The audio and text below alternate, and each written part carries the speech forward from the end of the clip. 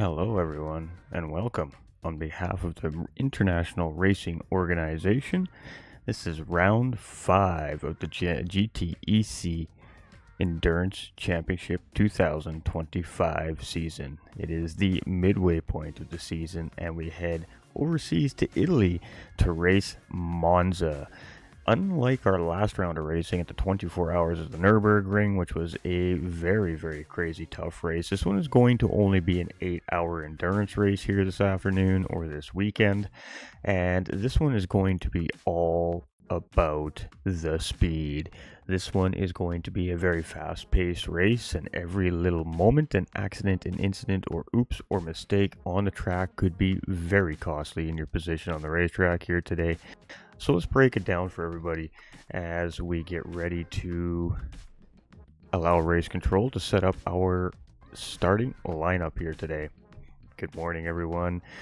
And we do apologize for the stream being in a couple different places here today. We had a little bit of a last minute technical malfunction and we had to go to a quick plan B. So this is plan B. But welcome in, and today it is Monza. As I said, it is a 3.6 mile racetrack, 5.793 kilometers. It has 11 left and right hand corners. It of course is a tarmac surface and a real world circuit, very active and a very fan favorite circuit amongst the sim racers, and I think the real race fans out there as well. And today's tire requirements are going to be the racing softs, options for the tires are going to be the racing softs, the racing hards, and the racing mediums. And there is a tire requirement this weekend for our racers, and it is the racing medium tire. So the drivers will need to use that racing medium tire for at least one lap. Whether that's an out lap, an in lap, the start of the race, a one and done is fine and legal, but they do need to use the medium tire in each of the driver swap stints. This will be broken down into 4 2-hour stints. Good morning, good afternoon, and good evening, and get your spots ready, get your favorite seat all warmed up, because this one's going to be fast. You're not going to want to miss a second. And 8 hours is going to go by before we know it. All right, so let's talk about qualifying. Qualifying took place yesterday morning here, of course, and it was a doozy to say the least. If you tuned in and seen the qualifying, you may know what we're talking about. It was fast-paced, it was a little intense, there were some close quarters, and all said and done, this is what our official starting lineup is going to be here today, and it is going to be Last Minute Racing sitting in pole position. Project 1 Racing is going to be sitting in second place. Grid Life Racing will be third place, with Esports Race Asylum team in fourth. It will be Overboost Racing team in 5th place, with GT Finland racers lined up beside them. Eric's Racing in 7th place, and the 2 Sector 7 teams in 8th and 9th place. That then puts Race Asylum Black up in the 10th, AHR Apex Hunter Racing in 11th, Sector 7 Esports in 12th position, Project Platypus in 13th, and Loose Moose Racing in 14th. So, some interesting names and some interesting spots here if you've been following the championship here so far this season. We're not going to get too much into details as we have lots to go over here, but just breaking down a little bit here of what we're going to see at the start of the race, which will be taking place roughly here in about 10 minutes time.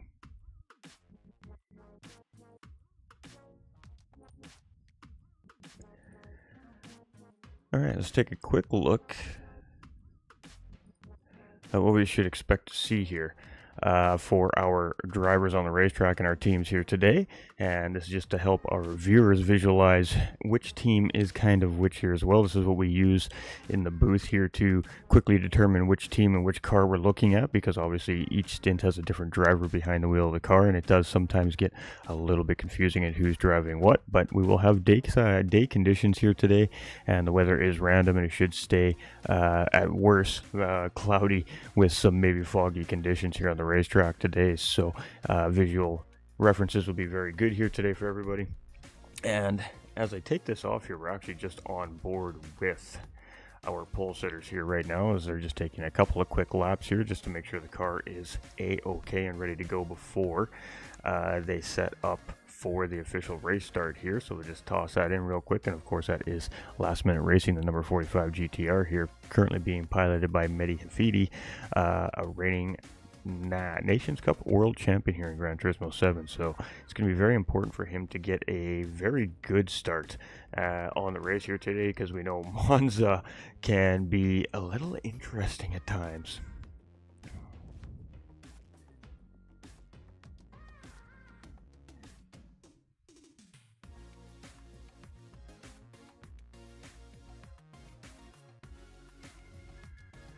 All right, so a quick little look at our fourth round of racing, which took place, I believe it was about 5 weeks ago now, 6 weeks ago here from Split 1. It was at 24 Hours of Nürburgring, and that race was won by the Sector 7 Esports Racing Team. Second place was the Esports Race Asylum Team, and third place was Team Grid Life. Now, this is pretty much how the races have ended all season long so far, and that is who our top three in the championship point standings are. We will take a look at that here in a moment too as well. But we do have the ORT team coming in strong in round 4. There was a nice fourth place finish for themselves as well. GT Finland Racers came in 5th, with Eric's Racing in 6th place, and Last Minute Racing coming in 7th position there in the top half of the field. Last round of racing, which leads us, of course, to our championship point standings coming into today's race. So it is being held currently by the number 5 Lexus of Sector 7 Esports Racing with 279 points. Not too far behind is the Esports Race Asylum team, now in the GTR from the Corvette, with 238 points, and that leaves Team Grid Life in third place with 164 points. A little bit of a bigger gap there to make up, but definitely still a lot of racing happening here yet this season over the year. Loose Moose Racing has been gaining ground slowly but surely here over the last couple rounds on that podium here as well, so they are definitely going to be a car we are going to be looking out for here today to see how they're progressing. This race is going to be very important for them here today, I believe. We have Project 1 Racing in 5th place, GT Finland Racers in 6th, and the OR team, our defending champions, number 1 BMW, now in the Dodge Viper with a car change here between Nürburgring and Monza this weekend. So we will see them in a different car, and an interesting choice of cars. It's going to be interesting to see how that Dodge Viper does here. It should be very quick here, but the big concern, I think, the general consensus in the community is going to be fuel and of course tires.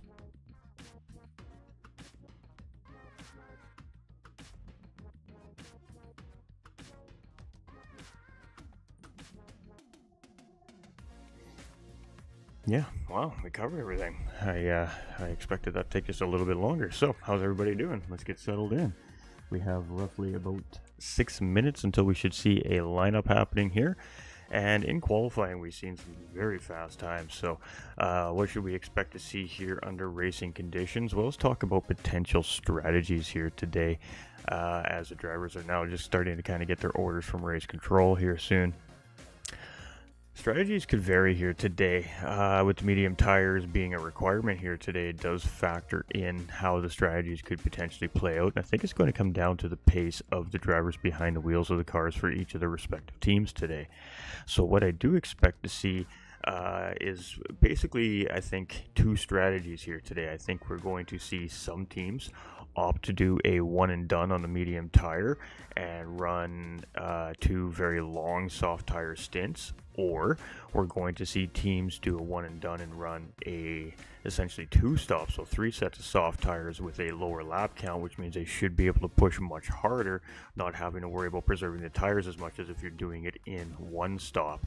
Or we could see potentially some teams, the long shot strategy here, a very long medium run leading into a potential soft tire run. I'm not sure if that works, or potential medium run. So for potential, I guess, viable strategies, now which one's the better one? I think the first of 2 of the 4 options we talked about there are probably going to be the most viable strategies here for today. But we have seen some teams pull out the out of the box strategies, that we like to call, a little bit that are off from the rest of the general racing field that day, and it has kind of worked out for some of the teams this season as well. So It's really hard to say and gauge what's going to happen here today, but the one thing I can promise is it's going to be fast. There is not a lot of point in this race where these drivers are going to be at low speed. The first and second chicanes essentially is a hard braking zone. We may see some of the drivers, depending on the car and how they have their car set up, drop down in the second gear into the first Lesmo just for rotation purposes. Other than that, these drivers are not going to be taking these cars out of anything lower than third gear for the most part here today. And I mean, 180 miles per hour is going to be 160 miles per hour, pardon me, is going to be a fairly normal speed in a lot of these straight sectors of the racetrack, leading into these technical sectors that break up the high speed part of the racetrack essentially.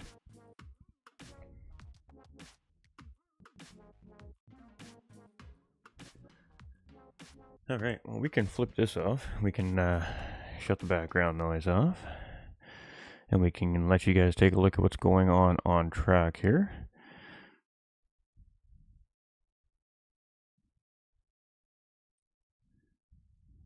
We have a lot of moving parts here today, and we're just not 100% used to having so much going on here, so do bear with as we pull that. Oh, and we've already got the banner up and prepared to go. Look at us go. That's okay. We're not going to show the information. Obviously, you guys can see what the drivers are sitting on in pit lane here, but we're not going to be showing any further information beyond that. We're not going to be showing shifting points, gearing, or anything like that. So it is what it is. Things are a little bit different than normal here for the broadcast today. Again, we're kind of sitting on plan B on my end of things. I had a little bit of a technical faux pas, which forced a plan B situation. So we do appreciate everybody's patience and support as always here at the International Racing Organization. And we're just starting to get some race control orders coming across there, so we will be seeing things happening here very shortly. Now, let's go take a quick peek through our cars that are on field here. We have our third place points standings leaders here currently in the championship out on track here, just finalizing things up. We have Antonio here for Sector 7 Esports, our championship points leader, out as well, doing much of the same thing. And it just seems like some of the guys are just kind of making sure the cars are feeling right. And Candyman is just checking to make sure that the safety wall is nice and secure there, just giving it a little nudge with the front of his car there, just making sure it's not going to budge. After all, safety is the most important thing here on our racetracks. As always for our racers, we wouldn't have the sport where it is if it wasn't for safety. Hey, what's up, Rabbit? How are we all doing? Good morning, everyone. Good luck to all the teams and drivers. Absolutely. This should be a fun race here today. It's going to be a very different vibe from last round of racing. 24-hour race obviously has a much different strategy. It's a long game. 8 hours in a sense of endurance racing is kind of almost a sprint in the endurance racing world. It's just on the edge of a short endurance, a little bit longer than a short endurance. So, it's going to be fast. We're going to see the best drivers on each team in these cars here, I believe, for each of the 14 teams today. And I would assume that we're going to see the fastest driver on each team out twice. I do expect to see them on race start and race finish. That is your typical play, but some teams will pull, again, the out-of-the-box strategy and make a different call on that. Sometimes that works, sometimes it doesn't. Penalties are going to be key here today, as we can see over our pole sitter here right now. A nice big fat juicy 2 seconds there for him as he continues up the racetrack. Penalties are going to be really important here for the teams not to be taking large amounts of penalties today because of the time that it can cost you here. We're going to see where our penalty serving zone is here, which ends up being one of our blue flag passing zones as well. And it's right on the exit of Ascari leading into the parabolic curve, and that is a vital spot for drivers to be having lots of speed and momentum. So when you have to serve that penalty, it steals all that forward momentum away. Then you have to get back up to speed in a spot where cars are coming at extreme race pace, 130, 140 miles per hour by the time they hit that penalty serving zone, where cars might be down to 100 miles an hour after serving a penalties, so time loss is going to be very important. Penalty mitigation is going to be a big factor here for many of the teams today, and of course, obviously the big white elephant in the room, not wrecking the race car. I mean, let's just get it out there now.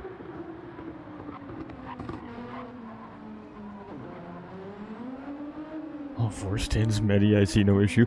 Well, there is a slight issue because the rulebook does state that there is a minimum mandate of 3 drivers per team to race the race throughout the 8 hours. So each driver does have to field 3 different drivers. So unfortunately, that is not the case. Medi can't run the whole race, but there is a minimum 3 driver requirement in the championship. So each team will have to field 3 different racers here today in order to meet eligibility for a official race.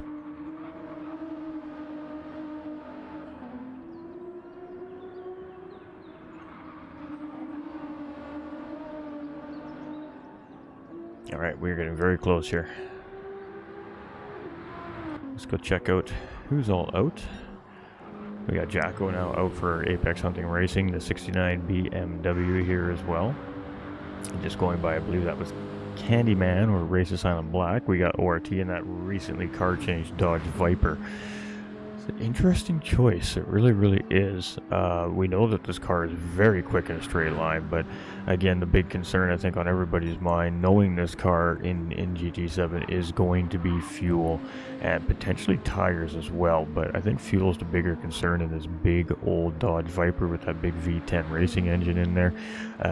There's not a lot you can do to really save fuel in that car. You got to be smooth, and you just got to work the strategy around what the car is going to give you. So I think that ORT is going to be looking at some pretty sheer pace out of that car today, if at all possible.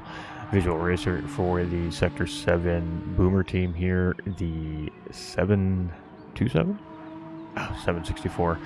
Aston Martin. I almost have all this memorized already this season. We got our GT Finland racers here, of course, the 66 Corvette. We got Teespap in the Loose Moose Racing, and everybody's changing positions as I'm trying to look through the field because they're jumping on and off the racetrack, satisfied or dissatisfied with the way that their car feels currently under the racing conditions of the track before we get started here. So before we get started here, we're going to see a couple of things. We're going to see a normal race start like we would normally see in any championship racing series, except this one's going to be slightly different. We're going to have a virtual safety car lap to start the race off. So instead of the drivers starting off from the green flag drop like it is race on, they will take off following our pole sitter, which is the number 45 last minute car, which we're following right now. In a single file, they will maintain a designated speed by race control for 2/3 of that racing lap. At that point, there is a designated zone, which I believe is probably coming out of a scar here, if I had to guess without looking at the official document.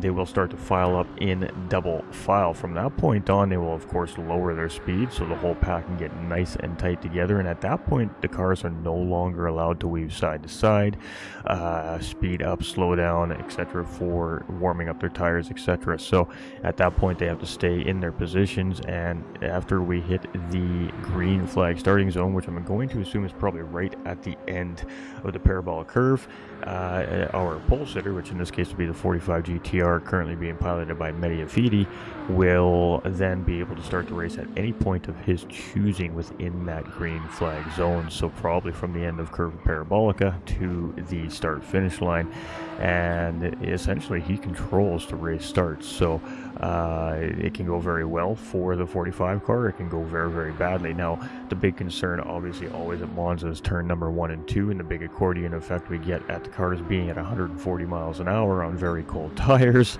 and everybody coming into the corner at very high rates of speed.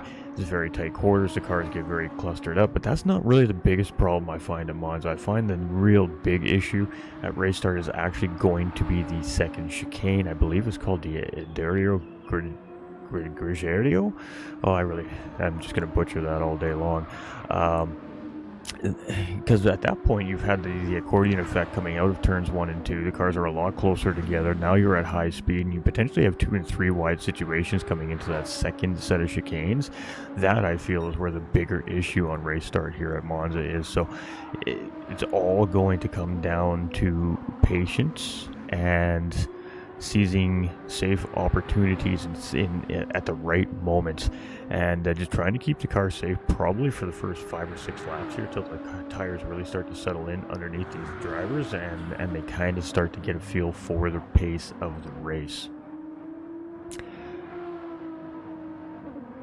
67 racing laps projected here in our 2 hours, so settle in everybody. We are getting fairly close to race start here.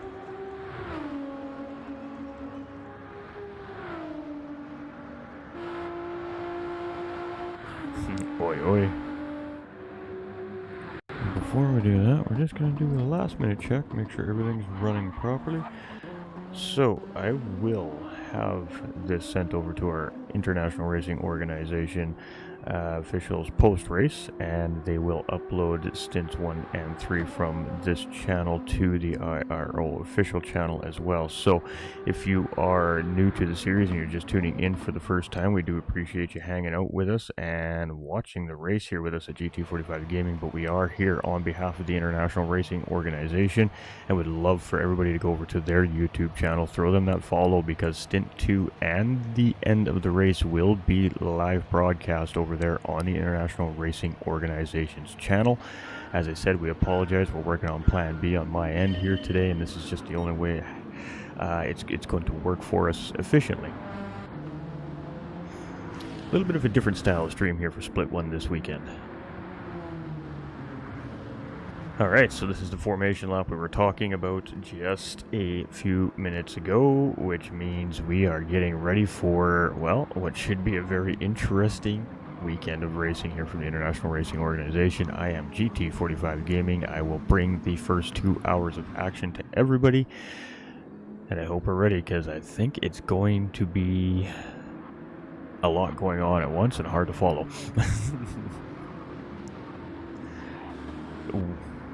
Cool beverages, warm beverages, whatever suits the soul that's drinking it.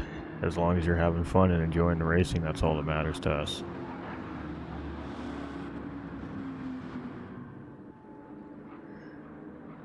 We definitely got the adult beverages coming in, that's for sure. We love it. We love it. Fans are settling in.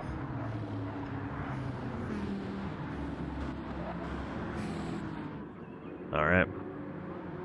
So as we head through Lesmo 1, we're heading into Lesmo 2 right now. You can see all the drivers are moving left to right a little bit. This is to try and build a little bit of air pressure up into those racing tires.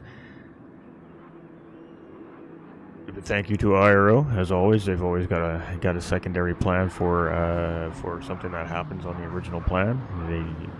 The International Racing Organization does definitely everything they can to make sure they get what they need to do every racing weekend out. We appreciate the race fans for putting up with some of the technical faux pas that we've had this season, but you guys and gals come out strong, and we really do appreciate the support. So thank you, and thank you to the International Racing Organization for Plan B, because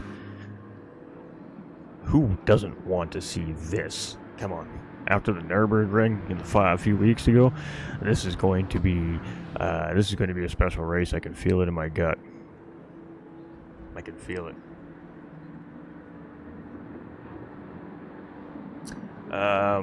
Team Rad is next weekend. This is Split 1 Ghost. Alright, so we are double file here. So as I suspected, it was right at the end of Ascari. This is pretty cut and dry procedure here at Monza. It doesn't really vary from one league to another. And we're just getting around to the end of Curva Parabolica. So without further ado, kick them tires, light them fires, let's go racing. And once we get out of the corner here, I believe it is going to be on the 45 car to start this race. So green flag drop is now on Mehdi Hafidi. And he looks like he's going to take it right to the line here. This is a good strategy in a sense, because it may force the pack to be a little bit slower coming into turns 1 and 2, and he does take off, and everybody plays nice here. Everybody stays into position. Everybody remain patient, and here we go, an early move coming from Project 1 as he takes a look up the inside on the 45 car, but the 45 car has enough of a jump ahead to stay ahead, so our top 3 remain, and we got some chaos coming into the second part of the corner. We have a multi-car contact here. We have 2 or 3 cars off the racetrack at this point here. Let's go see who that was. It is both the Sector 7 racing teams and Team ORT here. For sure that we're definitely caught up in that, and they're going to drop down quite a few positions here very early on, so that is not ideal for those teams, and we'll have to go check to see if there's any after effects on those racing cars from that here too as well. But very early on here at race start, we are going to be right in the thick of the action here, and we're side by side 2 deep here as the Sector 7 Esports racing team makes a position up here on the McLaren from Eric's Racing, and then Eric's Racing pushed out a little bit wide. There is a move made from the GT Finland racing team and the number 11 Project Platypus BMW there. I don't think there was contact there. I think that was just side-by-side racing, and just not a lot of room there. Got out there and got into the sand and pulled right out, so going to find themselves on the back foot here a little bit now as well, and we're just trying to keep an eye on things here. Conrad's going to settle in about 3 seconds in the back of the pack here, so very quickly here we're getting a little bit of spacing, and it is Medi here with a 1.1 second gap over Project 1 Racing, but Team Grid Life all over the back of that Aston Martin here in 3rd position, driven by ERA's Lucas here right now. So it is race on here, and it is very early in the race, so it's going to be interesting to see what everybody opts to do. Candyman is 1.4 seconds in behind that podium right now, and as everybody starts to settle in, as the car and the tires start to settle in, the pace of these drivers is going to start to settle in, and we're going to start to see things happen here. Antonio in 5th place, so the Sector 7 Racing Esports team really taking advantage of that turn 1-2 contact there, jumping up several positions back up into P5 here. We got GT Finland Racers up in 6th. They survived what happened through turn 1 and 2 basically, didn't really lose or gain anything there, so they are just a second to the good in and around, and that's a good spot to be right now. You can just settle that car in, get into the motion of the race, and start to think about how you're going to attack the driver in front here, and we're just seeing positions being swapped all over the place here right now, as racers are struggling potentially on these cold racing tires.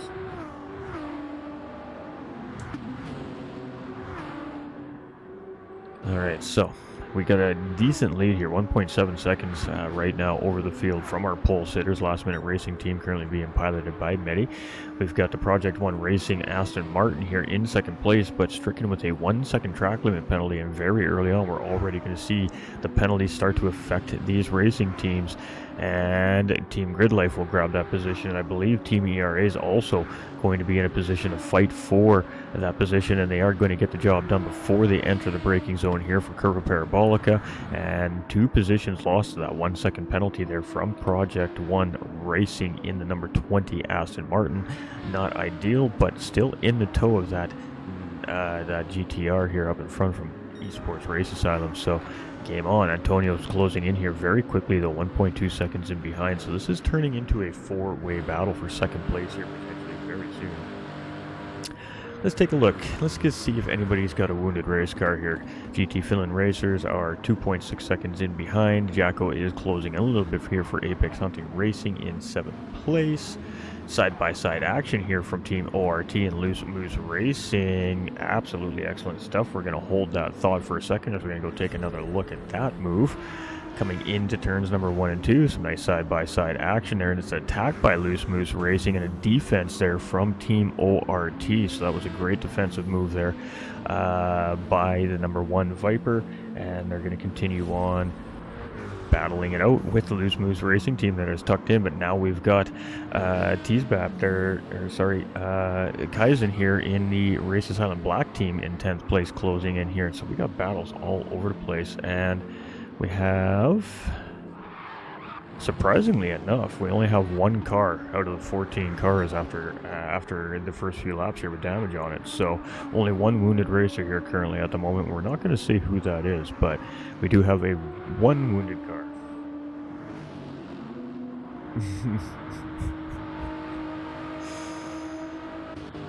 Unless I missed, but I only seen 1.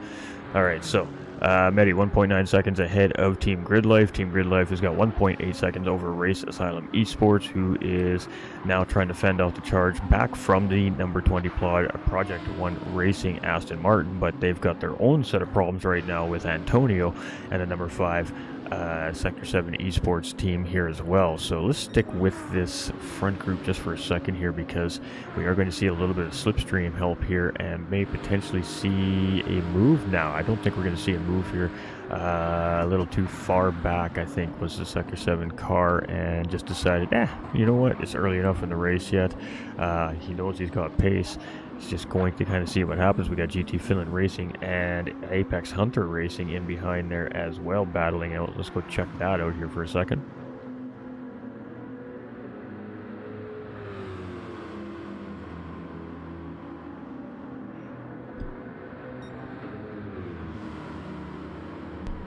Pardon me, I had to sneeze there.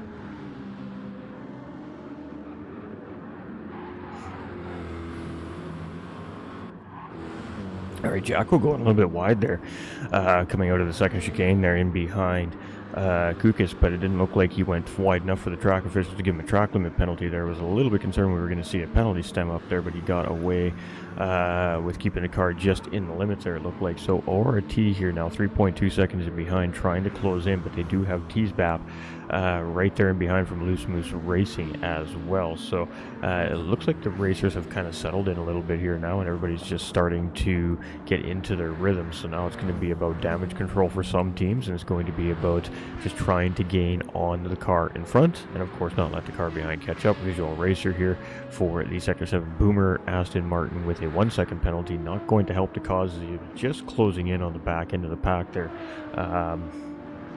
From 14th position, so he's going to have to do a little bit more work to close that gap back up, but it's not going to be the end of the world for that car, obviously. It's just going to be a little bit of a extra gap to close back up again. So the number 45 GTR here in the lead, 1.5 seconds. Lucas is cutting into that slowly but surely here on the GTR, but ooh, look at this. We got a nice three-way battle developing here for third place. So let's just sit here for a moment. Jacko getting around Kukas there for 6th position as well, and that was before turn 1 in slipstream, so that was your pretty cut and dry front straight pass at Monza right there.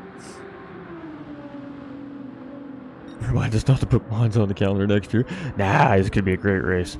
All right, so position gain right there from the Sector 7 esports team. A beautiful pass right there made from Antonio, but he's going to pick up a 1 second penalty for that beautiful pass on the Project 1 Racing Aston Martin. So I guess our track officials here today did not think that was such a beautiful pass and decided to give him a 1 second penalty for that. So unfortunately there for Antonio, he's probably going to have to give that position back up to the number 20 Aston Martin here, but he is definitely trying to work on potentially maybe putting one more car in between him and that Aston Martin before Zascari here, but he is not going to be able to get a position on that Race Asylum GTR, and he is going to serve that penalty and give that position right back up to the number 20 car here. So highly unfortunate there for the Sector 7 number 5 car, as they're going to drop back down into 5th place there, and they're going to have to do all that work again to close that back up.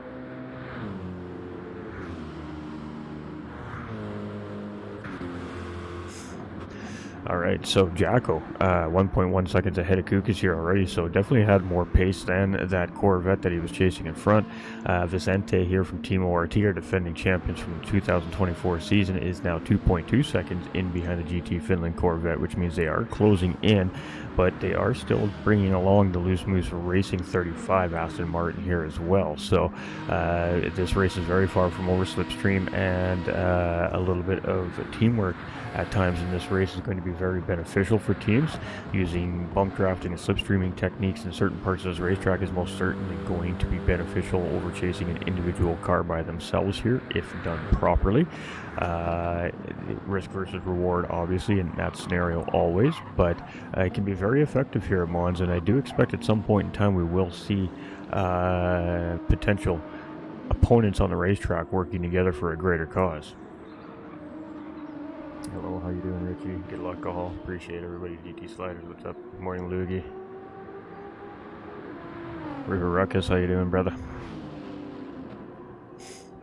All right, so 1.7 second is the gap from our race leader. The second place, Lucas in the Team Grid Life car, the number 3 Lexus here, as they head through Scari for the 7th time here today. So we are officially underway here at Monza from the International Racing Organization, and the clock ticks from 8 hours all the way down to the checkered flag, and we crown our podium finishers here today. Project 1 Racing starting to lose just a slight touch on the Esports Race Asylum GTR up in front there, a little outside that slipstream range here now, which is fantastic for the third place car, but not ideal for obviously the number 20 car who's trying to gain that position back from the Esports Race Asylum team. However, it is even more important that Antonio tries to continue to close back in here, because obviously he does not want to see the Grid Life or the Race Asylum Esports team ahead of him currently on the racetrack, as those are the two teams chasing him for the championship currently in the point standings. We will bring those back up on the stream here in a little bit, just to refresh anybody that missed it, or for those that haven't seen them yet, just give you a little bit of an idea where everybody is kind of hanging out. Alright, so we got Jacko from Apex Hunter Racing here. He's in 6th place. He was down in the back end of the field and benefited quite well from the turn 1-2 moment that happened there. We've seen a few cars go off track. We've seen a fair bit of contact as all the cars accordioned up, usually what we usually expect to see at Monza. And surprisingly enough, again, only one car with damage out of the race starts, which is pretty impressive in all honesty.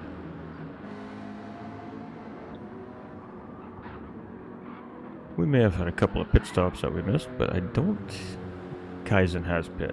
Definitely. His gaps tells me that he's pit, so... One driver has for sure pit.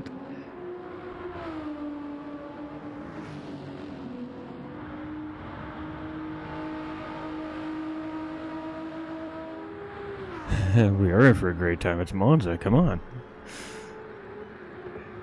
Alright, so Medi, 1.8 seconds, but he's not really able to comfortably open the door on the Grid Life car here right now. He's just managing that gap. He's keeping it anywhere between about 1.8 and 1.5 seconds here from what we can tell.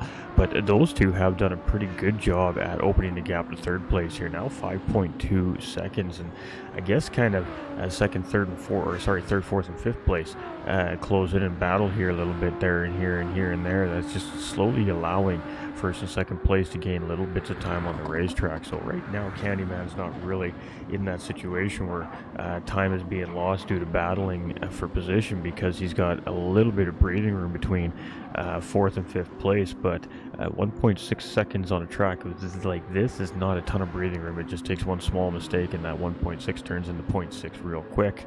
So we got a little bit of pressure being applied here from Antonio in the number 5 Lexus. Again, he's going to move up the inside as we head into turns 3 and 5, well, technically 4 and 5, I guess. And he's going to get the job done this time, and we're going to hold our breath on this one just for a second. There we go. Nice pass made there from Antonio. A little bit more efficient, clean that time.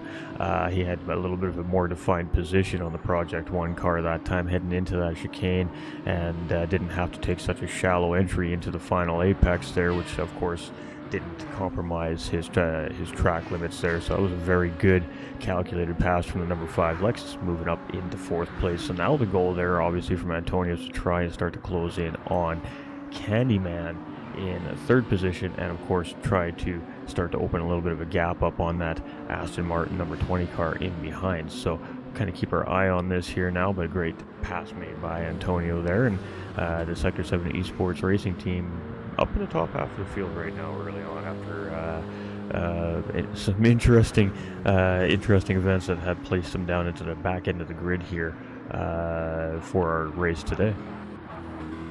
Jacko and Kukas here only separated by 3/4 of a second, so very close between these two here, and it's going to be interesting. We may see tendencies sometimes with some of these teams, and we seem like they have very similar pace, and they stay fairly close to each other throughout the race. And we may be seeing this with our Apex Hunter Racing and GT Finland Racing teams here. We've seen them at Nürburgring around each other in close quarters quite a bit as well. So right back at it here in round number 5 are those teams again, but the ORT Dodge Viper here, so they went from the BMW to the Dodge Viper between round 4 and Monza this weekend. weekend, and this is the first look at the team in their new GT3 machinery here for the championship. So currently sitting in 8th place, and from what I can tell,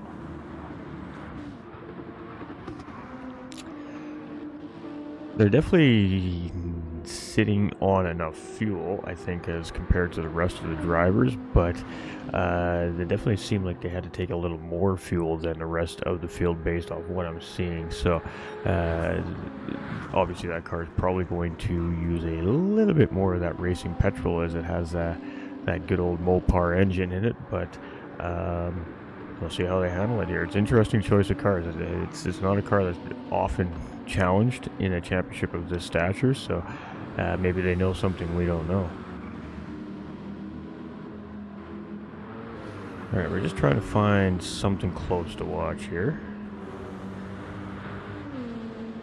And we definitely got this developing three-way battle potentially here, maybe even four, with the RX Racing team starting to nestle their way back into this, and that doesn't surprise me either. The RX Racing team, the GT Finland Racing teams are quite familiar with each other on track as well, so in other championships and other series that we've been a part of, we've seen those guys, those teams in, and they're not unfamiliar with each other either. So as these drivers start to settle into their paces, we're starting to see people close in on each other. We're starting to see battles starting to develop here. We've got a nice battle between Aston Martins here right now with Loose Moose Racing and the Sector 7 Boomer Racing team.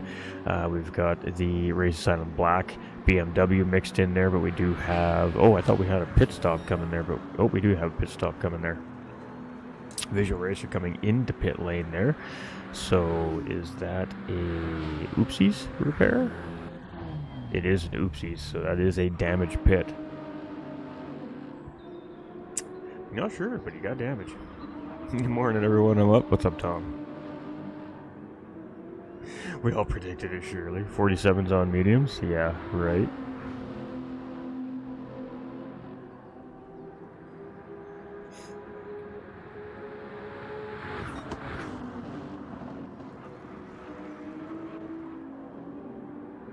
Alright, so we got a couple of spots we're just trying to keep an eye on mainly right now. We got three, essentially, as I kind of look up at the track radar. We got a nice little pack developing in the back end there as well. The gap between Antonio and Candyman is closing, but the Aston Martin from Project 1 Racing is still right there in the mix as well, so that three-way battle's developing.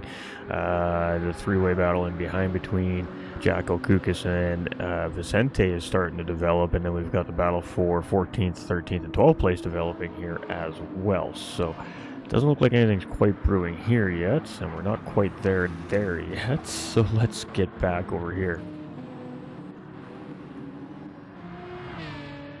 Alright, so Visual Racer making a pit stop there. Kaizen had damage from the early part of the race, so I'm not sure if he was one of the cars involved in the early contact or not, but he was the only car that had damage from the first lap of the race, so I'm not sure if it was a direct effect of the accordion effect or something else, but we are seeing pit stops being made here. So we got Kukas coming out of pit lane now. Fresh set of tires for the GT Finland 66 Corvette here as they come out. They're just being passed by the Sector 7 Racing, the Cougar team, as they continue on around the racetrack. So pit strategies are already starting to kind of get underway here. But ooh, hello, we've got a battle developing here for the race lead. Team Grid Life here now chasing Medi just half a second in behind that 45 last minute racing GTR here right now. So the Team Grid Life car kind of picking up where they left off at Nürburgring. They had a couple of unfortunate moments at the Nürburgring which potentially cost them a race win in round number 4, and I think that they're looking for redemption here in round number 5, so we're going to be keeping an eye on that number 3 Lexus here today as well. But a 1 second penalty there for Medi in the last minute racing GTR here, and all the Grid Life cars got to do here around this lap is just stay close enough to take advantage of that 1 second penalty. However, if they can find a way to get around that GTR before the penalty serving line, that's only going to benefit them more to open up a gap to the number 45 GTR. So let's sit with this for a minute and see what happens here as Lucas gets in real tight on the backside of that GTR. He gets a really good entry into the turn 1 there, and he gets closed right up on the rear bumper of our race leader. And I do know this driver in the number 3 car quite well, and he is not unwilling to use, again, bump drafting and slipstreaming techniques to continue to open a gap up to the cars chasing, and then maybe fight for that position later on down the road. So there is a possibility that that thought has crossed his mind in behind the wheel of that number 3 car here already as well. Knowing, of course, the caliber of the driver in front, knowing that he's going to be able to maintain proper braking zones and braking points, there should be no unpredictability coming from that car in front of Lucas. So it is kind of one of those situations where a driver can feel very comfortable being in that situation, I think, as well. But we'll have to wait and see. Lucas just opts to stay in clean air as he heads through his car. He's going to look for a really good exit here, get a good charge on that GTR, and really take advantage of that 1 second penalty. That's exactly what he did there. He just backed off a little bit heading into the braking entry of Ascari there, which allowed him a little bit of space between himself and that GTR, which allowed a little bit of air to get in front of his car to allow him to get a really good turn entry and exit out of Ascari and get a good run. So it's going to be 1.5 second gap now from Lucas to Medi there after that penalty. Antonio here in 3rd place has made his way around Candyman now, 1.2 seconds there, so up into 3rd place. And a moment there for Project 1 Racing, and you gotta hate it when the commentator just catches something like that, hey?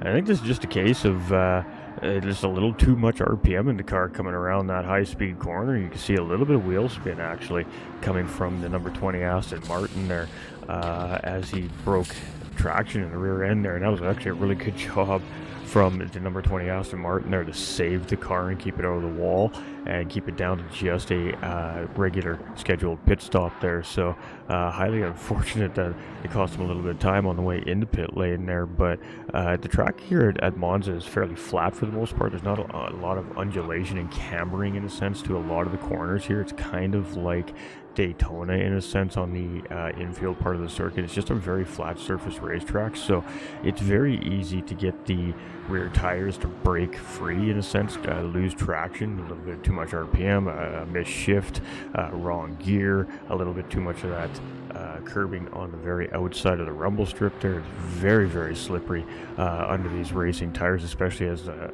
track continues to heat up in this very sunny conditions they're under right now.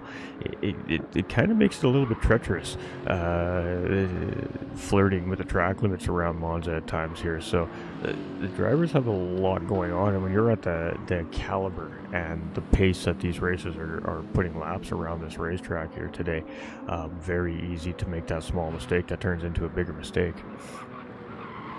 All right, we haven't given a lot of love to our number 11 Project Platypus BMW here yet. They started the season out in the Mercedes. They have opted to switch to the BMW. I believe it was between round 3 and 4, if my memory serves me correctly, and currently sitting in 7th place. We've been kind of so hyper-focused on all the little mini battles that have been going on here. We haven't had a chance to really take a look at all of our teams in the field here today. So as things kind of start to settle down for a moment anyways, we'll try to get all of our drivers and all of our teams here as they go around the racetrack.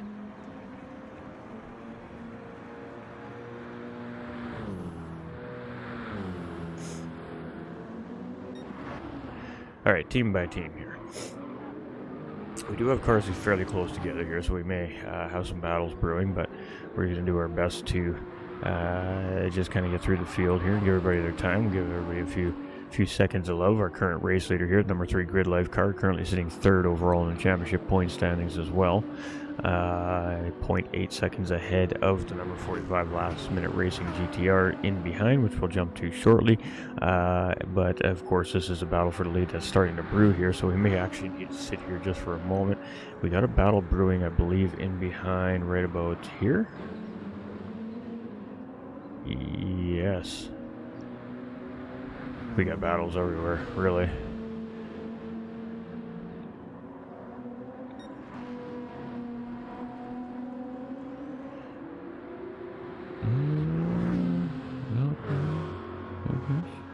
is very close still.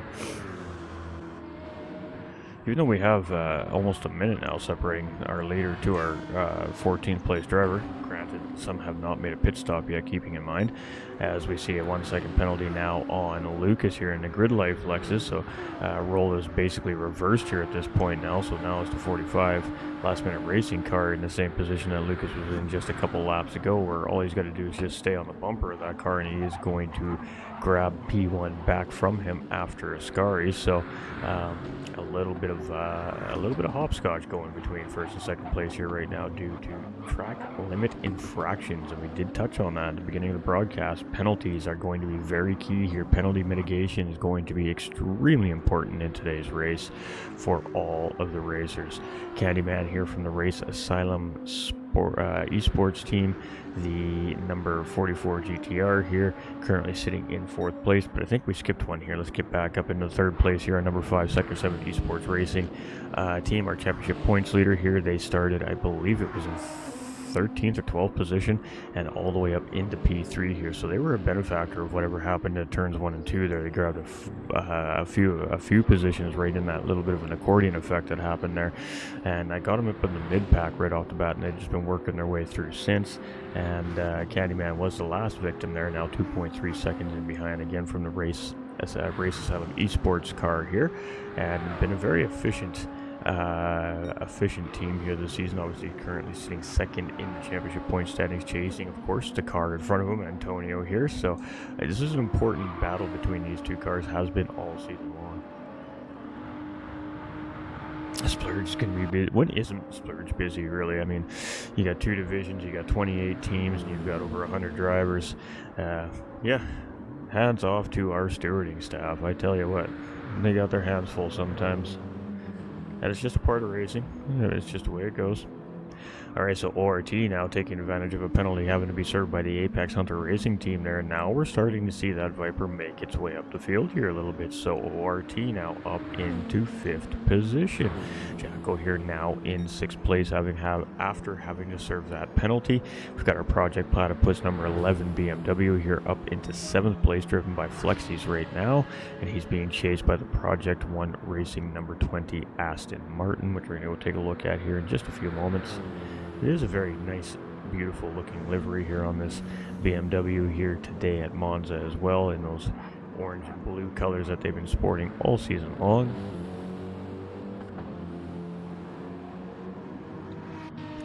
Project 1 Racing number 20 Aston Martin. We've seen a little bit of this team here already today in the broadcast, so they've been actively fighting for some positions here on the racetrack, but have just recently made a pit stop, so that's now got them down into 8th place here, 30 seconds in behind the race leader currently, which is now at the number 45 last minute Racing GTR due to the penalty from Lucas up ahead of him.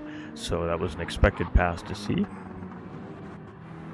Kukas from the GT Finland number 66 Corvette here, currently sitting in 9th place. I believe started in 6th place here on the grid today, but of course has made a pit stop compared to some that have not yet, so position may not be exactly where they are on the track as of yet. We've got the Sector 7 Mini Cougar Lexus here, I believe it's a 64 car, driven by Prima GTR here currently, and with a nice 1.5 second penalty there, as our track limit officials here today at Monza are not making any friends with our racers, I'll tell you that much.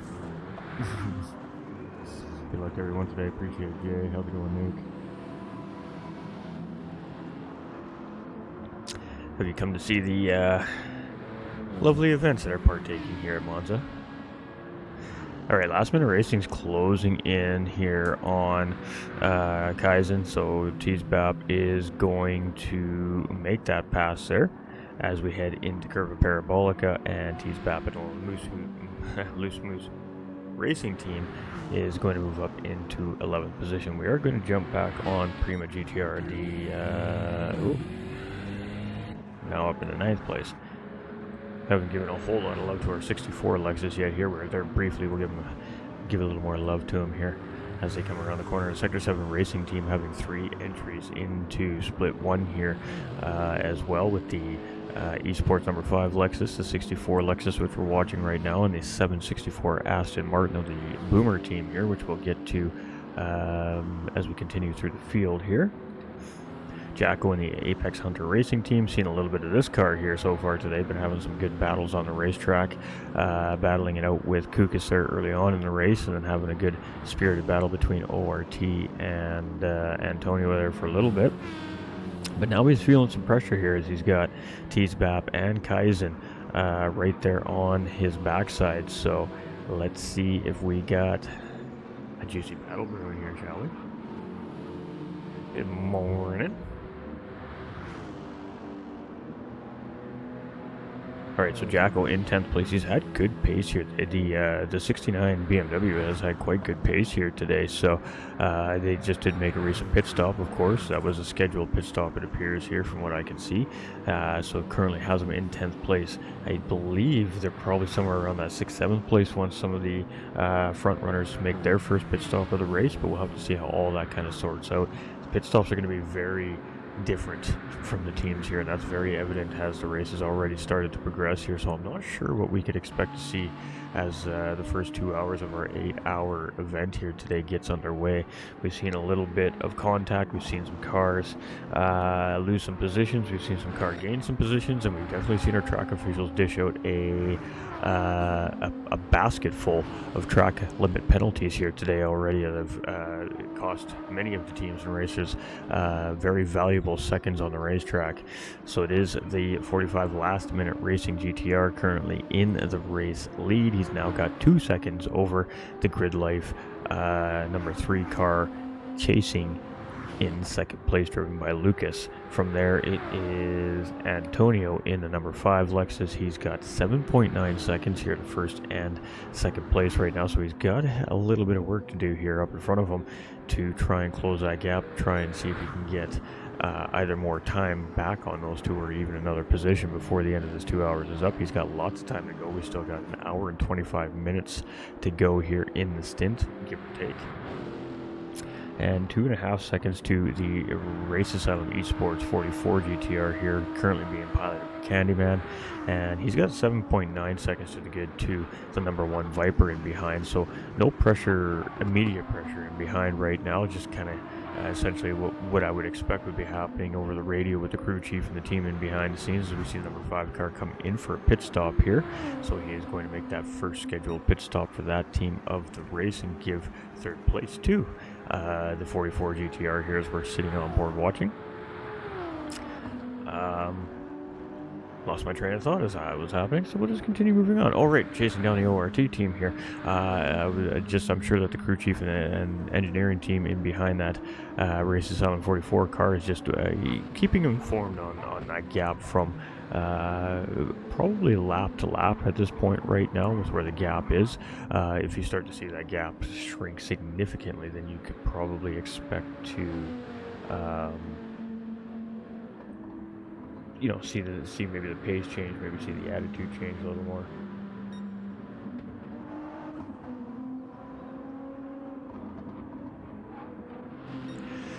All right, so we got Flexies and Antonio coming out in behind the number 11 BMW here after his pit stop. And then, of course, we got the Project 1 Racing Aston Martin just in behind Antonio there. And then we've got Kukas about 3 seconds in behind them there as well. So I do suspect that we are going to see a potential battle here between the 5 and the 11 cars. It appears that the number 5 car is looking a little racy as he heads in towards Ascari. And are we going to see some defense coming from the number 11 car here? And this is always a tough choice to have to make as you head into Ascari. Do you defend? Do you semi-defend? Do you just hold the line? What do you do? And he defends far enough into the corner for Antonio to not really want to risk a move there. I feel like Antonio's being patient here, and there it is. A 1 second penalty stems up over the number 11 car there. So patience wins right there for the number 5 car, but I feel like that he may want to try and get this done before that penalty is served. He gets a nice tight line through curve of Parabolica there. He gets a huge run on the backside of that BMW, and I do suspect we're going to see this happen before we get into the turns 1 and 2 here. He's going to use that slipstream. He is going to be forced to the outside, however, by the number 11 BMW. Again, good defensive line there, but Antonio does have that slipstream to his advantage here, a little bit of overspeed, and he's just going to settle out in front of the number 11 BMW heading into turns 1 and 2, and a good pass there from Antonio, and just has to stay the pressure off here for about a half a dozen corners until the number 11 car is going to have to serve that penalty, and then he is free and clear in behind him here for a lap 2 or a few. We'll have to wait and see, but already moving back on up there as he comes out of pit lane heading into turns 4 and 5 here, and continues just to open up the gap. So I don't think we're going to see too much of a response coming from Flexes there, and he will lose that position to the Project 1 Aston Martin in behind as well when he serves that penalty. So 2 positions lost there in this lap for the Project 1 Racing, the struggling here. The Project Platypus racing car here. There we go. For some reason, it just escaped me for a second. In 2 seconds now. It has gone from bad to worse there, so he's definitely going to lose that position to Valkyrie in behind. GT Finland Racing here in 8th place, 4 seconds. We have 5 seconds between him and the 64 number Sector 7 car. We've got the 69 car here, 3.2 seconds in behind. T-Spap is starting to close in a little bit here, 1.5 seconds in behind Jacko, but Kaizen is 0.7 of a second in behind T-Spap here, and the 1 second penalty over that car there. So the Race Asylum black car is going to have to serve that penalty and start to try and work on closing that gap back up to T-Spap up ahead here. Penalty mitigation, I'm going to say it a million times in the stream I think today, but that is really going to be a big key here and a big factor into this race today. Visual Racer for the 764 Sector 7 Racing Boomers team, currently sitting in 13th, with Conrad for Eric's Racing here sitting in 14th position, and things not going well for the Eric's Racing car here at the beginning of this race, it looks like. It's never good when IRO staff is saying that stewards are getting paid overtime this weekend. Oh boy. No, it hasn't been bad at all. Just a turn 1 race start moment. It happens. Turn 2, actually. Turn 1 wasn't turn 1, it was actually turn 2. Alright, so 3.4 seconds now is the gap between the GTR and Lucas here in 2nd place.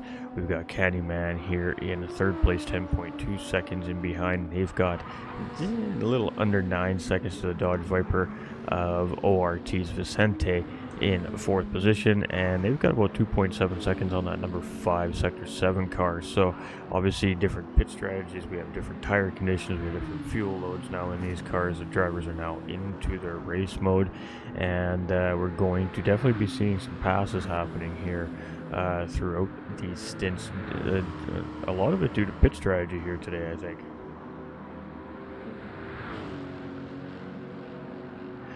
Primo GTR in 9th place.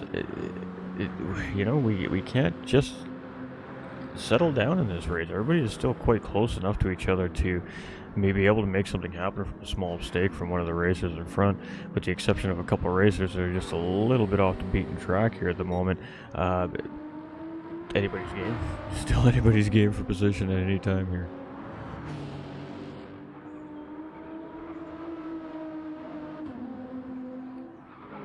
Alright, let's do onboard?